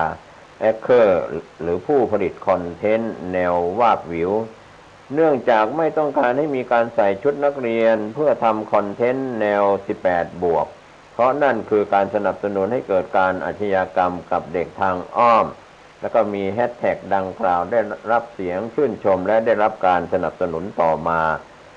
ดังนั้นการผลักดันชุดนักเรียนไทยให้กลายเป็นการถือโอกาสดีเพราะในกรณีสถานที่ท่องเที่ยวต่างๆในประเทศญี่ปุ่นหรือเกาหลีใต้ก็มีให้เช่าชุดนักเรียนกันแบบจริงจังก็น่าจะเป็นตัวกระตุ้นการท่องเที่ยวไทยได้เป็นอย่างดีแต่ต้องมีมาตรการควบคุมให้เหมาะสมชัดเจนเพื่อไม่ให้กลายเป็นเหรียญสองด้านนะครับก็เป็นข้อชี้แจงจากผู้ช่วยศาสตราจารย์ดร.ธนันท์ศักดิ์บวรนันทกุลอดีตประธานคณะกรรมการบริหารหลักสูตรปริญญาเอกนานาชาติด้านอาชญาวิทยาและการบริหารงานยุติธรรมของมหาวิทยาลัยมหิดลกล่าวนะครับก็เป็นเรื่องราวข่าวที่เกี่ยวกับชุดนักเรียนไทยที่คนจีนนำมาใส่กันหนาแน่นในหลายพื้นที่ดังกล่าวข่าวขึ้นหน้าจะได้รายงานเพิ่มเติมกันเข้ามาวันนี้ข่าวชาวบ้านหมดเวลาลงผมเกษตรเพชรสำริดบรรณาธิการข่าว9 นนิวก็ขอบคุณพี่น้องสื่อมวลชนทุกแขนงสาขาจากส่วนกลางและส่วนภูมิภาคโดยเฉพาะข่าวในพื้นที่บรรยากาศเมื่อวานนี้ในพื้นที่ภูมิภาคเชียงใหม่โดยพลตำรวจเอกสุรเชษฐ์หักพานรองผู้บัญชาการตำรวจแห่งชาติก็ได้ลงพื้นที่ติดตามในการกวดขันกวาดล้างจับกลุ่มทั้งในส่วนของคดีที่เกิดขึ้นและก็มีเรื่องของที่พี่น้องสื่อมวลชนได้ซักถามกันเพื่อเป็นตัวแทนของภาคประชาชนคนไทยและชาวต่างชาติก็หวังว่าเรื่องราวต่างๆไม่ว่าจะเป็นทุนจีนสีเทาเกี่ยวกับซื้อที่ดินในพื้นที่เชียงใหม่ก็ดีซื้อที่อยู่อาศัยและโรงเรียนที่เกี่ยวข้องกับอาสาสมัครนานาชาติของจีนที่ใช้วีซ่าเข้ามาอยู่ในรูปแบบของมูลนิธิจะถูกกวาดล้างจับกุมที่ไม่ถูกต้องตามกฎหมายผิดกฎหมายมากน้อยเพียงใดก็ฝากกันไว้กับพี่น้องชาวเชียงใหม่และพื้นที่ในพื้นที่ภาคเหนือนะครับในเรื่องราวในภาพรวมในภูมิภาคต่างๆขอทุกคนทุกท่านปฏิบัติภารกิจสุขกายสุขใจหยุดการเผาทุกชนิดเพื่อได้บรรยากาศที่ดีของคนภาคเหนือหรือคนในแต่ละภูมิภาคก็จะได้อากาศที่สดใสสะอาดจากหมอกควันไฟป่าวันนี้หยุดการเผาจะมีบรรยากาศที่ชื่นมื่นสวัสดีครับ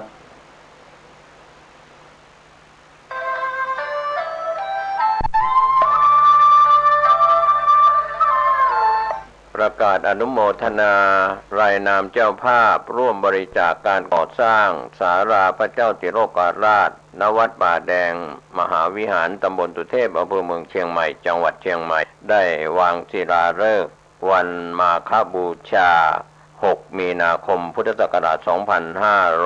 2566 มีรายนามผู้บริจาคดังนี้ 1. พระครูโคสิทธิ์ปริยัตยาภรณ์ 100,000 บาท 2. คุณอัญญาพรสุวรรณคำซาวบ้านทุ่งสุวรรณออร์แก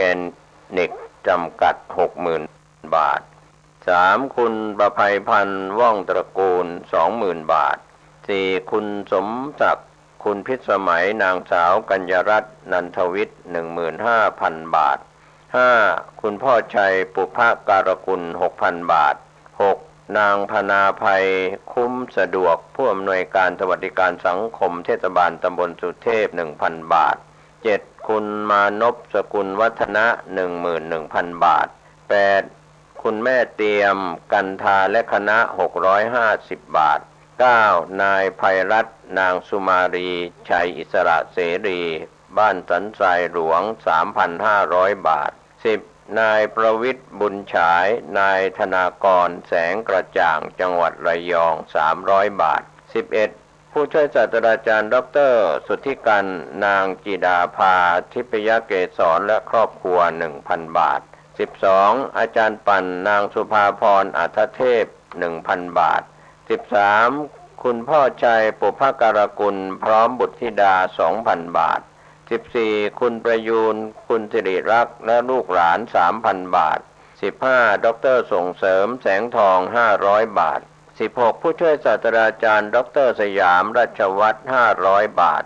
17นายเกษตรนางวิจิตรานางสาวอาภากรเพชรสำริดและนางสาวธิรมณีปิ่นหยา220 บาท18แม่จันจิราสุ่มใจยาและครอบครัว100 บาท19แม่จันจรัสแจ่มกระจ่างและครอบครัว100 บาท20แม่แสงจันทร์เขียวแก้ว 1,000 บาท21คุณแม่ทองเหรียญทิพย์กนก 2,000 บาท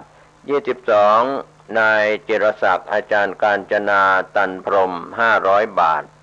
23นายสุรเชษฐ์ตาคำมา500 บาท24แม่อนงวดีเกิดบุญมาแม่นิยมชื่นจี500 บาท25นางสุมารีกาวิระนางสาวเกษรีเมืองเจริญ260 บาท26นางสุวรรณาบัวคำ100 บาท27นางสงวนชัยปินและลูกหลาน110 บาท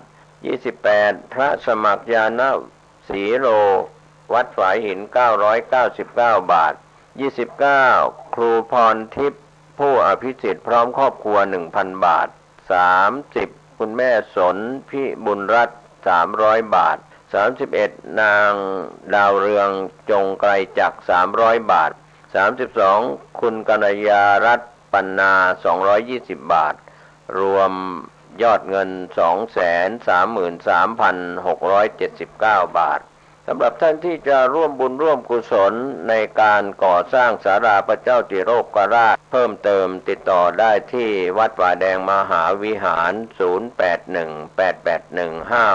0818815690ได้ทุกวันงานบุญงานกุศลการก่อสร้างศาลาพระเจ้าติโลกราช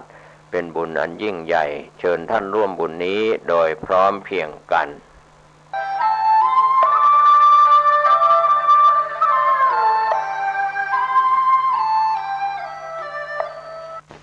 ขอเจริญสุข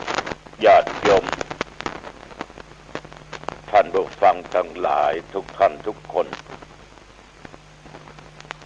รายการปกิณกะแห่งธรรมะสัพเพเหระก็มาพบมาปะกับพอออกไม่ออกญาติโยมอันเป็นที่ฮักที่นับถือของตัวเจ้าวัดหนองตองอีกเช่นเคยเขาก็มาปะกันเป็นประจำทุกวันในเวลาเดียวกันนี้และก็ทางสถานีวิทยุแห่งนี้เป็นประจำก็ต้องขออนุโมทนาขอบใจต่อเจ้าหน้าที่สถานีวิทยุทุกท่านทุกคนเป็นอย่างมากที่ได้อำนวยความสะดวกเป็นอย่างดีมากขอบใจต่อญาติต่อโยมที่ติดตามฟังรายการนี้เป็นคู่กันคือกำลังใจกัน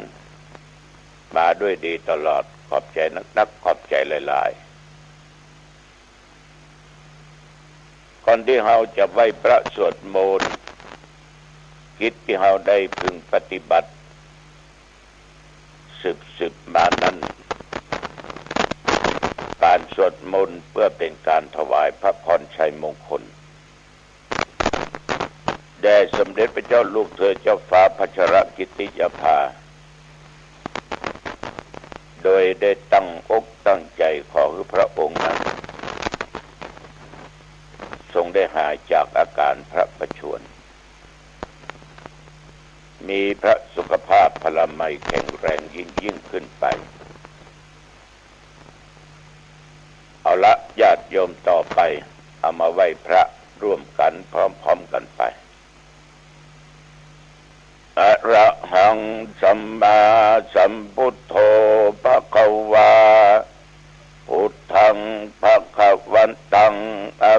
วาเทมิกราบพระพุทธสวากขาโตภควตาธัมโมธัมมังนัมมัสสามิกราบพระธรรมสุปฏิปันโนภควโตสาวกสังโฆสังฆังนะมามิกราบพระสงฆ์ต่อไปตั้งอกตั้งใจกล่าวคำนมัสการพร้อมๆกันไปนะโมตัสสะภะคะวะโตอะระหะโตสัมมาสัมพุทธัสสะนะโมตัสสะภะคะวะโตอะระหะโตสัมมาสัมพุทธัสสะนะโมตัสสะภะคะวะโตอะระหะโตสัมมาสัมพุทธัสสะพุทธังสรณังคัจฉามิธัมมังสรณังคัจฉามิสังฆังสรณังคัจฉามิตุติยัมปิพุทธังสรณังคัจฉามิตุติยัมปิธัมมังสรณังคัจฉามิตุติยัมปิสังฆังสรณังคัจฉามิตติยัมปิพุทธังสรณังคัจฉามิตติยัมปิธัมมังสรณังคัจฉามิตติยัมปิสังฆังสรณังคัจฉามิ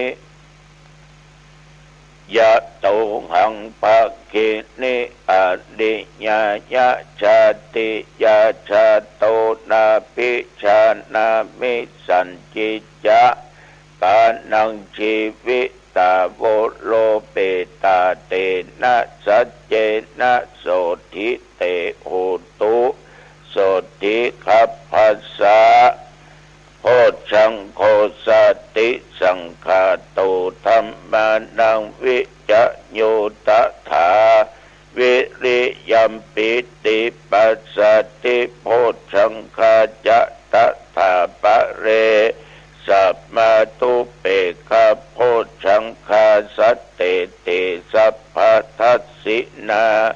มุนินาสัมมาทัคขาตาภาวิตาภาอุลิกตาสังวัตตันติอาปิญญายะนิพพานายะจะโพธิยาเอเตนะสัจจวัชเชนะโสทิเตโหตุสัพพทาเอกัสสมิงสัมมะเยนะโทโมขันลานันจะกัสสปังคิลาเนตุคิเตทิสวาโพชังเคสัตตะเทสะญิเตจะตังอาภินันติตวโรกามุตยิงสุตังคะเนเอเตนะสัจจวัชเชนะโสทิเตโหตุสัพพทาเอกทาธรรมราชาปิเคลันเยนาปิปิริโตจุนตัตเถเลนะตันเยวะภะนาเปตัวนะสาทะรังสัมโอติตัวจะอาภาธาตัมหาพุทธาสิธานะโสเอเตนะสัจจวัชเชนะโสทิเตโหตุสัพพทาปะเยนะเตจะอาภาธาตินนันนัมปิมะเยสินังมัคคะหัตตกิเลสะวะปัตตานุปติธัมมะตังเอเตนะสัจจวัชเชนะโสทิเตโอตุสัพพทาภวตุสัพพมังคะลังรักขันตุสัพพเทวตาสัพพพุทธานุภาเวนะสัทธาโสทิภวันตุเตภวตุสัพพม มังคะลังรักขันตุสัพพะเทวตาสัพพะธัมมานุภาเวนะสัทธาโสธีภวันตุเตภวตุสัพพะมังคะลังรักขันตุสัพพะเทวตาสัพพะสังฆานุภาเวนะสัทธาโสธีภวันตุเตขอถวายพระพรกรมอุตุได้ประกาศบอกไว้ว่านับตั้งแต่เมื่อตะวันวามาเรื่อยๆจนมาถึงปัจจุบันบัดเดี๋ยวนี้ในเทศบาลในเขตตำบลหนองตองวัดหนองตองมีรายงานฝนตกแม้แต่หยดเดียวอากาศก็เหมือนเดิมเมื่อเจ้าหนาวกลางวันร้อนตกค่ำตกคืนมาก็อากาศพอดีญาติโยมท่านทั้งหลายจ้องท้องฟ้าน่ะแจ่มใสดีมากเวลานี้ขณะนี้อุณหภูมิ22 องศา22 องศาท่านทั้งหลายในชีวิตของคนเฮาเนี่ยจะต้องอกตั้งใจทำดีอย่างเดียวเพื่อโลกนี้และโลกหน้านั้นแต่โลกนั้นโลกนี้มีแน่แต่โลกหน้ามีบ่มีเราก็ต้องตั้งใจทำความดีต่อไปเพราะโลกภายหน้ามีแน่ๆท่านทั้งหลายการทำความดีนั้นมันยากคนดีทำได้ตลอดแต่คนชั่วทำความดีได้ยากแต่บ่ยากจนเกินไปถ้าคิดจะทำคิดจะกลับตัวกลับใจทำได้เสมอแต่เป็นว่าคนชั่วนั้นมันทำดีได้ยากคนดีจะไปทำชั่วก็ตึงยากแต่ก็บ่ยากถ้าหากว่าจิตใจยามใดเวลาใดนั้นเกิดกิเลสขึ้นเกิดความโลภตัณหาขึ้นมีคนมาจักมาชวนมาจุงมันก็อาจจะทำความชั่วได้สิ่งเหล่านี้เราหันได้อยู่ในยุคปัจจุบันคนบางท่านบางคนนั้นโยมทั้งหลายเมื่อหนุ่มน้อยไปวัดไปวาไปตัวพ่อตัวแม่ปู่ย่าตายายเมื่อแม่ญาติไปทานที่ไหนก็ไปหมดไปไหว้พระสวดมนต์ไปไหว้พระธาตุเจดีย์ไหว้พระพุทธรูปไหว้พระพุทธพระธรรมพระสงฆ์จนพ่อแม่นั้นชมว่าลูกของตัวเองนั้นเป็นคนดีชอบเข้าวัดชอบเข้าว่าชอบไหว้พระสวดมนต์แต่ว่าเรียนหนังสือจบเรียบร้อยได้ทำการทำงานก็ห่างวัดห่างวาไป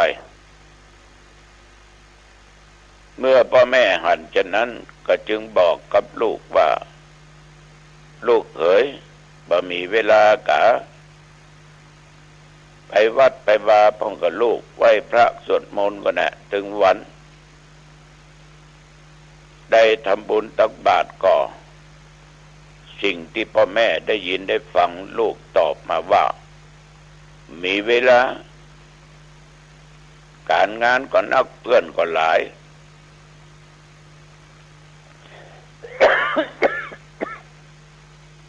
เลิกการเลิกงานเขาก็ชวนไปกินหั่นกินนี่เลยมีเวลานานเข้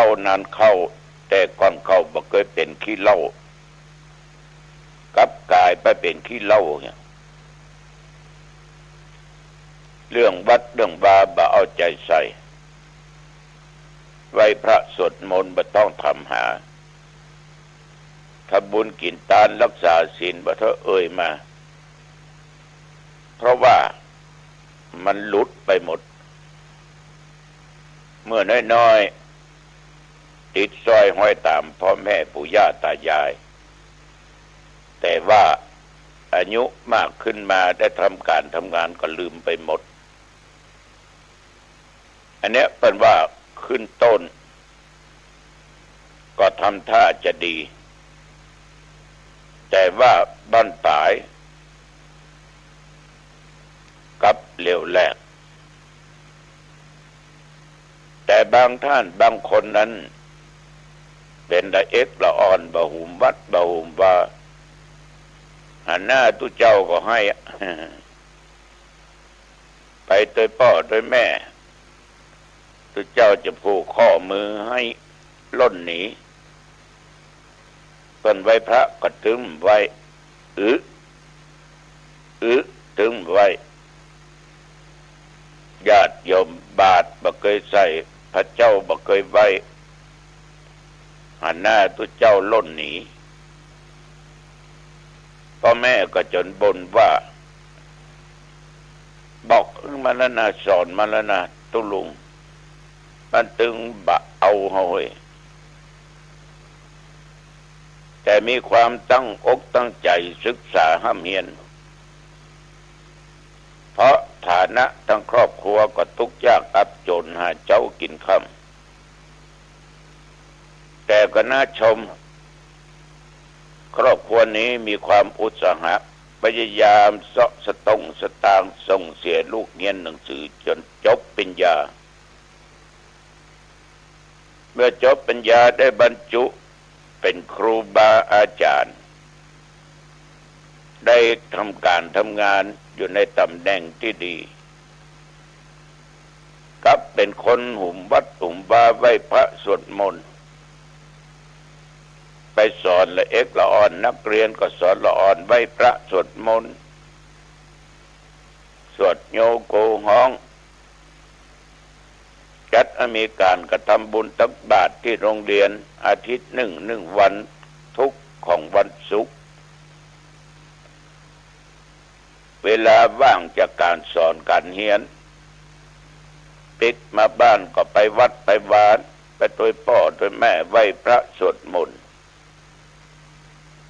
ได้ยินคำอู้คำจ่าเพิ่นบอกว่าผมไหว้พระถึงวันนะผมไม่ได้สมาทานศีลแต่ผมก็ไม่ศีลก็ถูกแล้วได้เจริญเมตตาภาวนาถึงวันเพราะทำจิตใจของผมให้มีความสุขสละอ่อนได้ง่ายขึ้นเพราะผมจวนละอ่อนนั่งสมาธิญาติโยมขึ้นต้นบ่เข้าท่าแต่ต่อมานั้นกลับดีขึ้นมาฉะนั้นการที่ทำความดีนั้นเพื่อโลกหน้าเพื่ออนาคตเราก็ต้องทำต่อไปเพราะความดีบ่เคยละทิ้งคนดีคนดีเนี่ยทำดีความดีบ่เคยละทิ้งคนดีคนดีอยู่ที่ไหนใครๆก็ฮักใครๆก็ชอบเพราะเป็นคนดีมีครอบครัวก็บ่นำครอบครัวเดือดร้อนเป็นหัวหน้าคนก็บ่นำในหมู่นั้นคณะนั้นองค์การนั้นเดือดร้อน ราะว่าเขาเป็นคนดีมีศีลมีธรรมอยู่ในจิตในใจของเขาเหมือนพอออกไม่ออกเนี่ยถึงเวลาพบสร้างความดีโดยการนั่งฟังตุเจ้าวัดหนองตองบรรยายธรรมะเทศธรรมะบางครั้งหนาวก็หนาวผ้าห่มเอามาตุ้มนั่งฟังตุเจ้าเทศนั่งฟังตุเจ้าบรรยายธรรมะครั้งแรกก็ฝืนแต่นานๆก็จดจ่อนั่งอยู่หน้าวิทยุฟังตุเจ้ามันก็พอออกไม่ออกหลายคนที่ไปหาแล้วไปอู้ไปจ่าอย่างพ่อคำปันเดชวงยาเนี่ยที่พ่อฟังตุลุงกูเจ้ากูเวลาหลายสถานีด้วยกันก็แสดงว่าพ่อก็สร้างความดีคือแก่ชีวิตของตัวเองเพราะเพิ่นบอกว่าฟังธรรมะแล้วมีความสุขใจมีความสบายใจนั่นคือความดีมันเกิดขึ้นในด้านจิตใจของเราทำแต่สิ่งที่มันดีๆมันคุณนายนานอกคำคุณลำดวนวุเต็มป่อสุขแม่พรวงอุ่นป่อสุขแม่ปันบัวตองคุณเจริญคุณโสภินอุเต็มบัวแก้วมณผันสมศรีบุญมาแม่น้อยมุนมาคุณทิพพคุณรัตดาสายกับเอกสกุลสายกับนางสาวนัชชาจินดามณีปอทองแม่บเรียวแปงจันหอมตลอดจนปอตองน้องปิ่นรายการที่กล่าวนามาเนี้ยล้วนแต่เป็นคนดีฟังธรรมะไหว้พระสวดมนต์อยู่ตลอดเวลาและท่านที่กล่าวนามานี้ก็อยู่ที่ห่างดงเนี่ยบักไก่ห่างกันกับธรรมภาพประมาณสัก10 กว่าโลเรียกว่าเป็นแฟนแห่งธรรมะฟังธรรมะแต่ว่าตุเจ้าจะออกสถานีไหนเวลาใดคือสร้างสิ่งดีๆทำสิ่งที่ดีๆฟังสิ่งที่ดีสิ่งดีนั้นก็เข้าอยู่ในจิตในใจคนถ้าความดีอยู่ในใจเป็นคนใจบุญใจกุศลเป็นคนมีเมตตาธรรมกรุณาธรรมอย่ามียมเป็นคนตัวหลงข้าเจ้านี่นะถึงใบอิจฉาริษยาภัยเพื่อนฝูงญาติพี่น้องไปก็ตามได้ดิบได้ดีโอ้มันน่าบุญของเปิ้นเนาะตัวลุงเนาะน่าบุญของเปิ้นแต่มีบ้านทั้งคนขายที่ได้เป็น10 กว่าล้านบนเหลือรางวัลที่1 2 ใบก่อนพระเจ้าหันคนบางคนนี่ขอยเปิ้นอิจฉาเปิ้นพระเจ้าว่าโอ้มันน่าบุญของเปิ้นร่างจะได้เสวยเงิน10 กว่าล้านแล้วเปิ้นก็เป็นคนใจบุญด้วยเนอะตัวลุงเนอะเนี่ยคนที่มีศีลมีธรรมมีดีอยู่ในจิตในใจอันคนอื่นได้ดิบได้ดีก็ยินดีก็เปิ้นไปอิจฉาริษยาตาร้อนอะไรอย่างบักขอยบัญโยนอะไรอย่างใดๆทั้งสิ้นเพราะเปิ้นมีดีเปิ้นทำแต่ดีเหลือบ่หวังว่าชาตินี้ชาติหน้าจะเป็นอย่างเปิ้นบ่ได้คิด แต่ว่าความดีนั่นต้องปาเปิ้นไปในทางดีเมื่อถึงเวลาไปชาตินี้ก็ได้รับผลแห่งความดีคือความสุขพบหน้าชาติหน้าก็ไปพบที่ดีชาติที่ดีเกิดในถิ่นฐานที่ดีๆก็ออกไม่ออกญาติโยมสิ่งเหล่านี้ทุกเจ้าก็ขอฝากฝังไว้ญาติโยมลองไปคิดพิจารณาดูดีๆแก้ข่าวตะกรรมนะตะวานี่จำวันที่ผิดไปประกาศว่าตะวาเนี่ยทุกเจ้าวัดนาบุกมันจะทำบุญอายุแต่ที่จริงวันนี้ โอ้ขาดสติเป็นน้อยเดิมได้ผิดพลาดเลยเนี่ยสติมาปัญญาเกิดสติประเลิดมันจะเกิดปัญหาแต่ว่าประกุมผ้าเราจะไปแล้วหรอเกิดสติกลับขึ้นมาสั่งหอนใจแล้วปิกไปเปิดลูกปักกระตื่นแหละโอ้บาดใจสักกรรมเป็นว่าวันที่เก้าก่อนนี้ เกือบไปละฉะนั้นญาติโยมที่ประกาศไปต้องขออภัยเกิดสถาบันเปิ้นได้ฟังเนาะโอ้ตัวหลวงวัดหนองตองวัดเฮาจะมีงานวันนี้เนาะแต่จริงวันพุธก่อนหมายถึงวันนี้วันพุธอันนั้นก็จึงขออภัยตัวไว้ณโอกาสนี้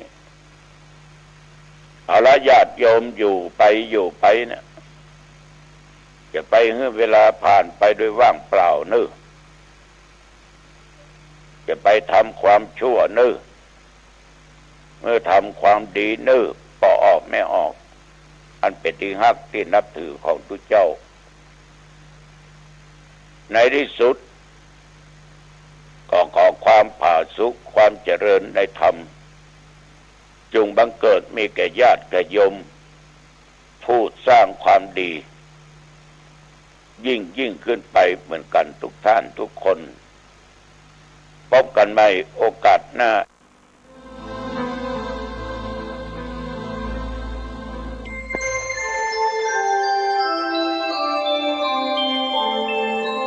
ขณะนี้ท่านกำลังฟังสถานีวิทยุกระจายเสียง FM 104.5 เมกะเฮิรตซ์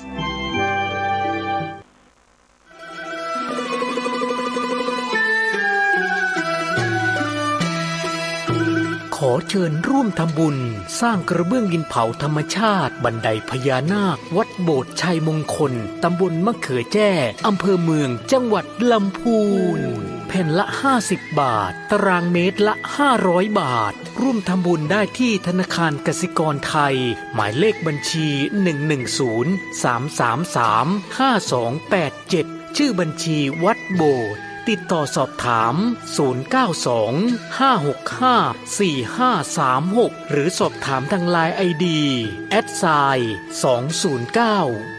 @209LIMJR การก่อสร้างบันไดนาคราชสู่พระนิพพานณปริยนันทธรรมสถานในครั้งนี้จึงนับว่าเป็นรากฐานแห่งความสมบูรณ์แห่งบุญอานิสงส์ในกองบุญครั้งนี้ส่งผลให้ผู้ร่วมสร้างมีชีวิตและทรัพย์สินที่มั่นคงแข็งแรงมีฤทธิ์เดชตบะมีทรัพย์ในดินสินในน้ำได้รับการคุ้มครองจากพยันตรายทั้งปวงเหมือนดั่งองค์นาคราชปกป้องพระพุทธศาสนาปลอดภัยจากอันตรายทั้งปวงทั้งโลกนี้และโลกหน้าทั้งยังเป็นการค้ำชูพระพุทธศาสนาให้มั่นคง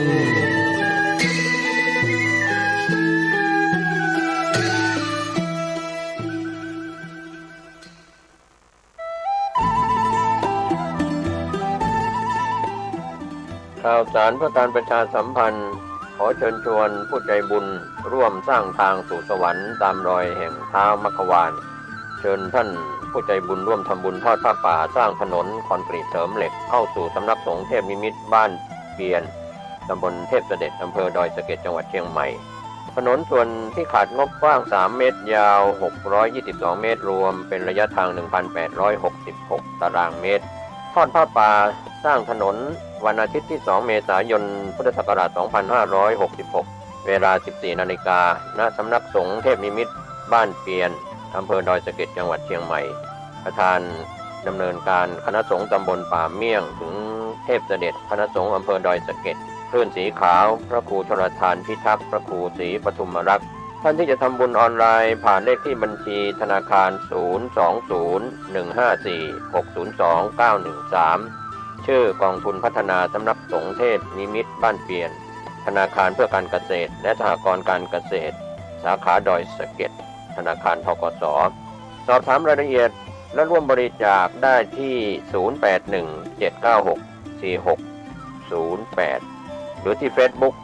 สำนักสงฆ์บ้านเปียนก็เป็นงานบุญงานกุศลเชิญผู้ใจบุญร่วมสร้างทางสู่สวรรค์ตามรอยแห่งเท้ามัคควานตำบลทอดผ้าป่าสร้างถนนกำหนดการวันอาทิตย์ที่ 2 เมษายน พุทธศักราช 2566 เวลา 14 นาฬิกาณสำนักสงฆ์เทพนิมิตรบ้านเปียนอำเภอดอยสะเก็ดจังหวัดเชียงใหม่เชิญท่านร่วมบุญร่วมกุศลสร้างถนนเส้นทางสายบุญนี้โดยพร้อมเพรียงกัน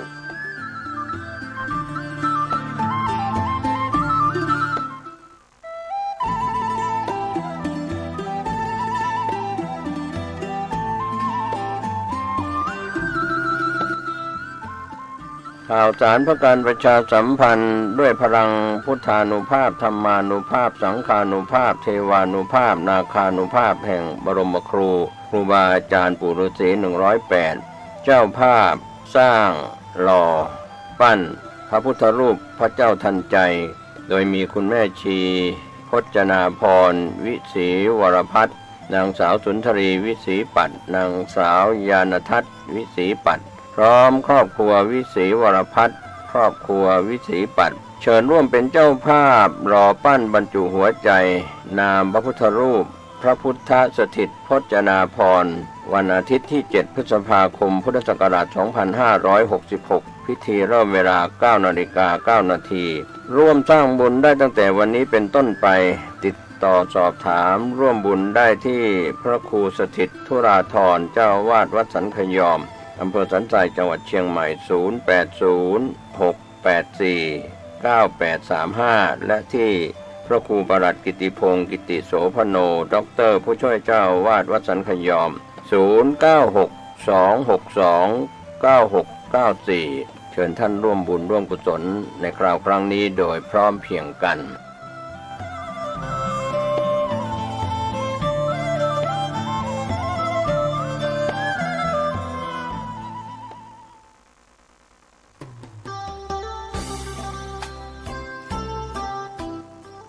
ข่าวสารเพื่อการประชาสัมพันธ์ขอเชิญชวน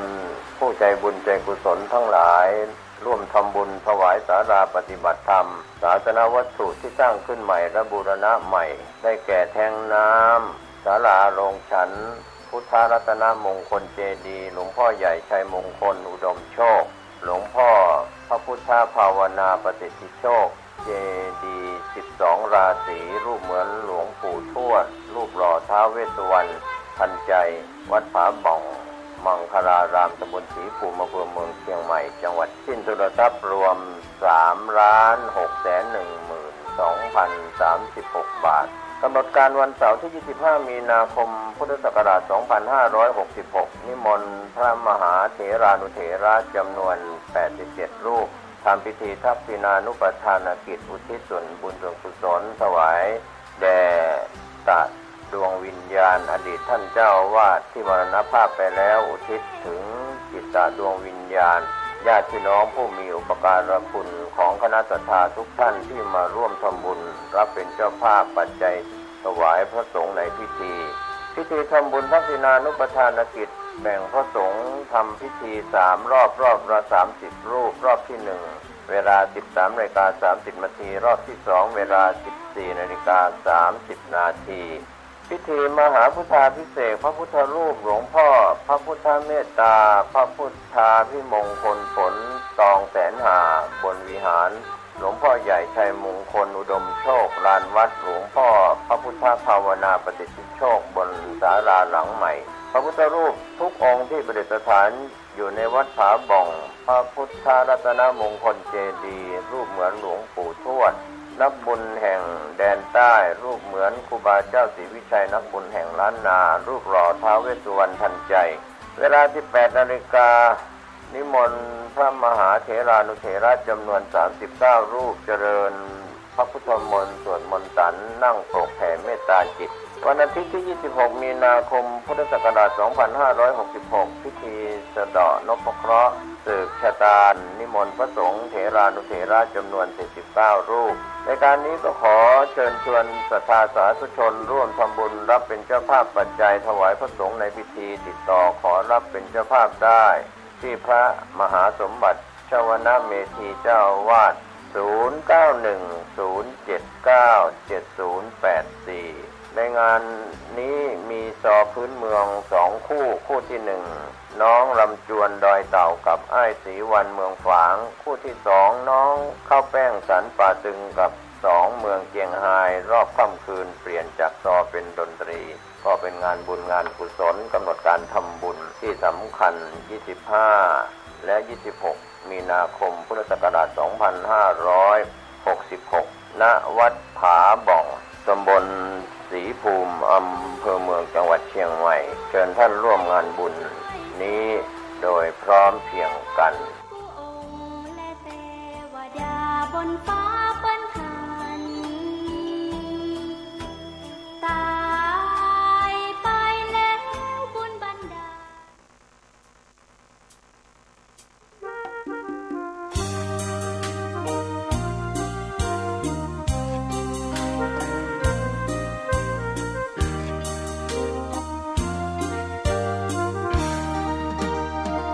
กราบเท้าคุณพ่อลูกขอให้หยุดดื่มเหล้าอย่ามัวแต่เมาดื่มเหล้าเล่นการพนันคนเขาดูถูกว่าพ่อขี้เกียจทำงานชาวบ้านรังเกียจเดียดฉันต่างประจานคุณพ่อสิ้นดีสงสารคุณแม่ลำบากแท้เงินมาให้ได้มาเท่าใดพ่อใช้จนหมดไม่มีขัดสนจนยากลำบากคนแค้นเต็มทีอนาคตของลูกริบหรี่ความหวังที่มีมืดมนพ่อดื่มสุราเหมือนกินน้ำตาของแม่พ่อจ๋าฐานะเราแย่หากไม่แก้ความจนแม่เตือนพ่อด่าตบตีแม่เสียจนชอกช้ำระกำมองมนซ้ำถูกคนเขานินทากราบเท้าคุณพ่อลูกขอให้หยุดดื่มเหล้าหากมัวแต่เมาคนเขาย้ำหมิ่นเรื่อยมากลับตัวเสียใหม่กลับใจมาพัฒนาพ่อจ๋าจะมีคุณค่าเลิกดื่มสุราเลิกการพนัน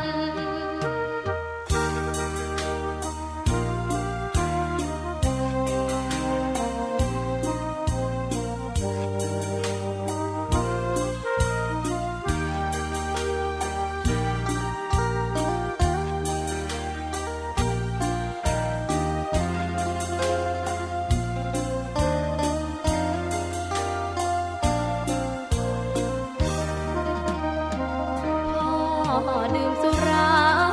เหมือนกินน้ำตาของแม่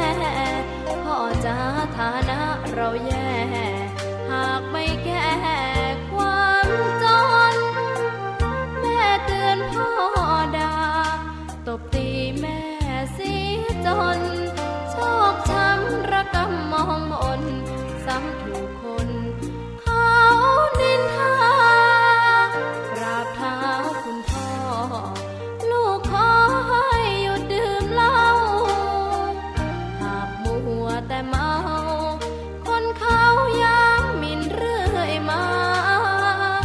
กลับตัวเสียใหม่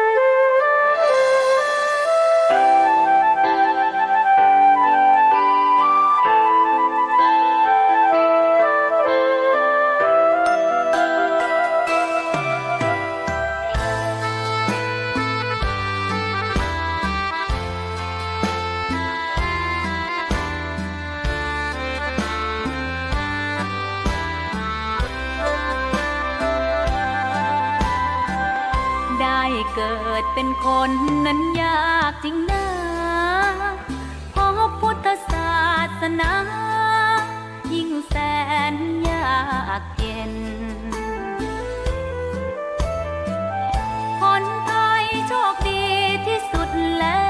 วมีแก้ว3 ดวงงามเด่นมีวัดซึ่งเป็นนาบุญยิ่งใหญ่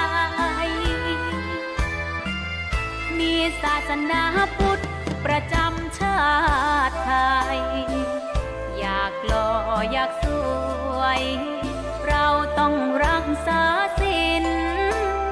อยากมีอันจะกินต้องหมั่นทำบุญทำทานเอาไว้เข้าวัดสวดมนต์ฝึกฝนสติให้ว่องไวรีบทำตอนที่เราทำเองได้อย่ารอจนตายถึงเข้าวัดว่าเข้าวัดยามเป็นจะได้เห็นแต่น้ำใจเข้าวัดยามตาจะได้เห็นแต่น้ำตาก่อนจะสายเกินขอเชิญมาใช้ชีวิตให้คุ้มค่าเจริญทานศีลภาวนาสั่งสมบารมีไว้ทำบุญตอนที่ยังมีชีวิต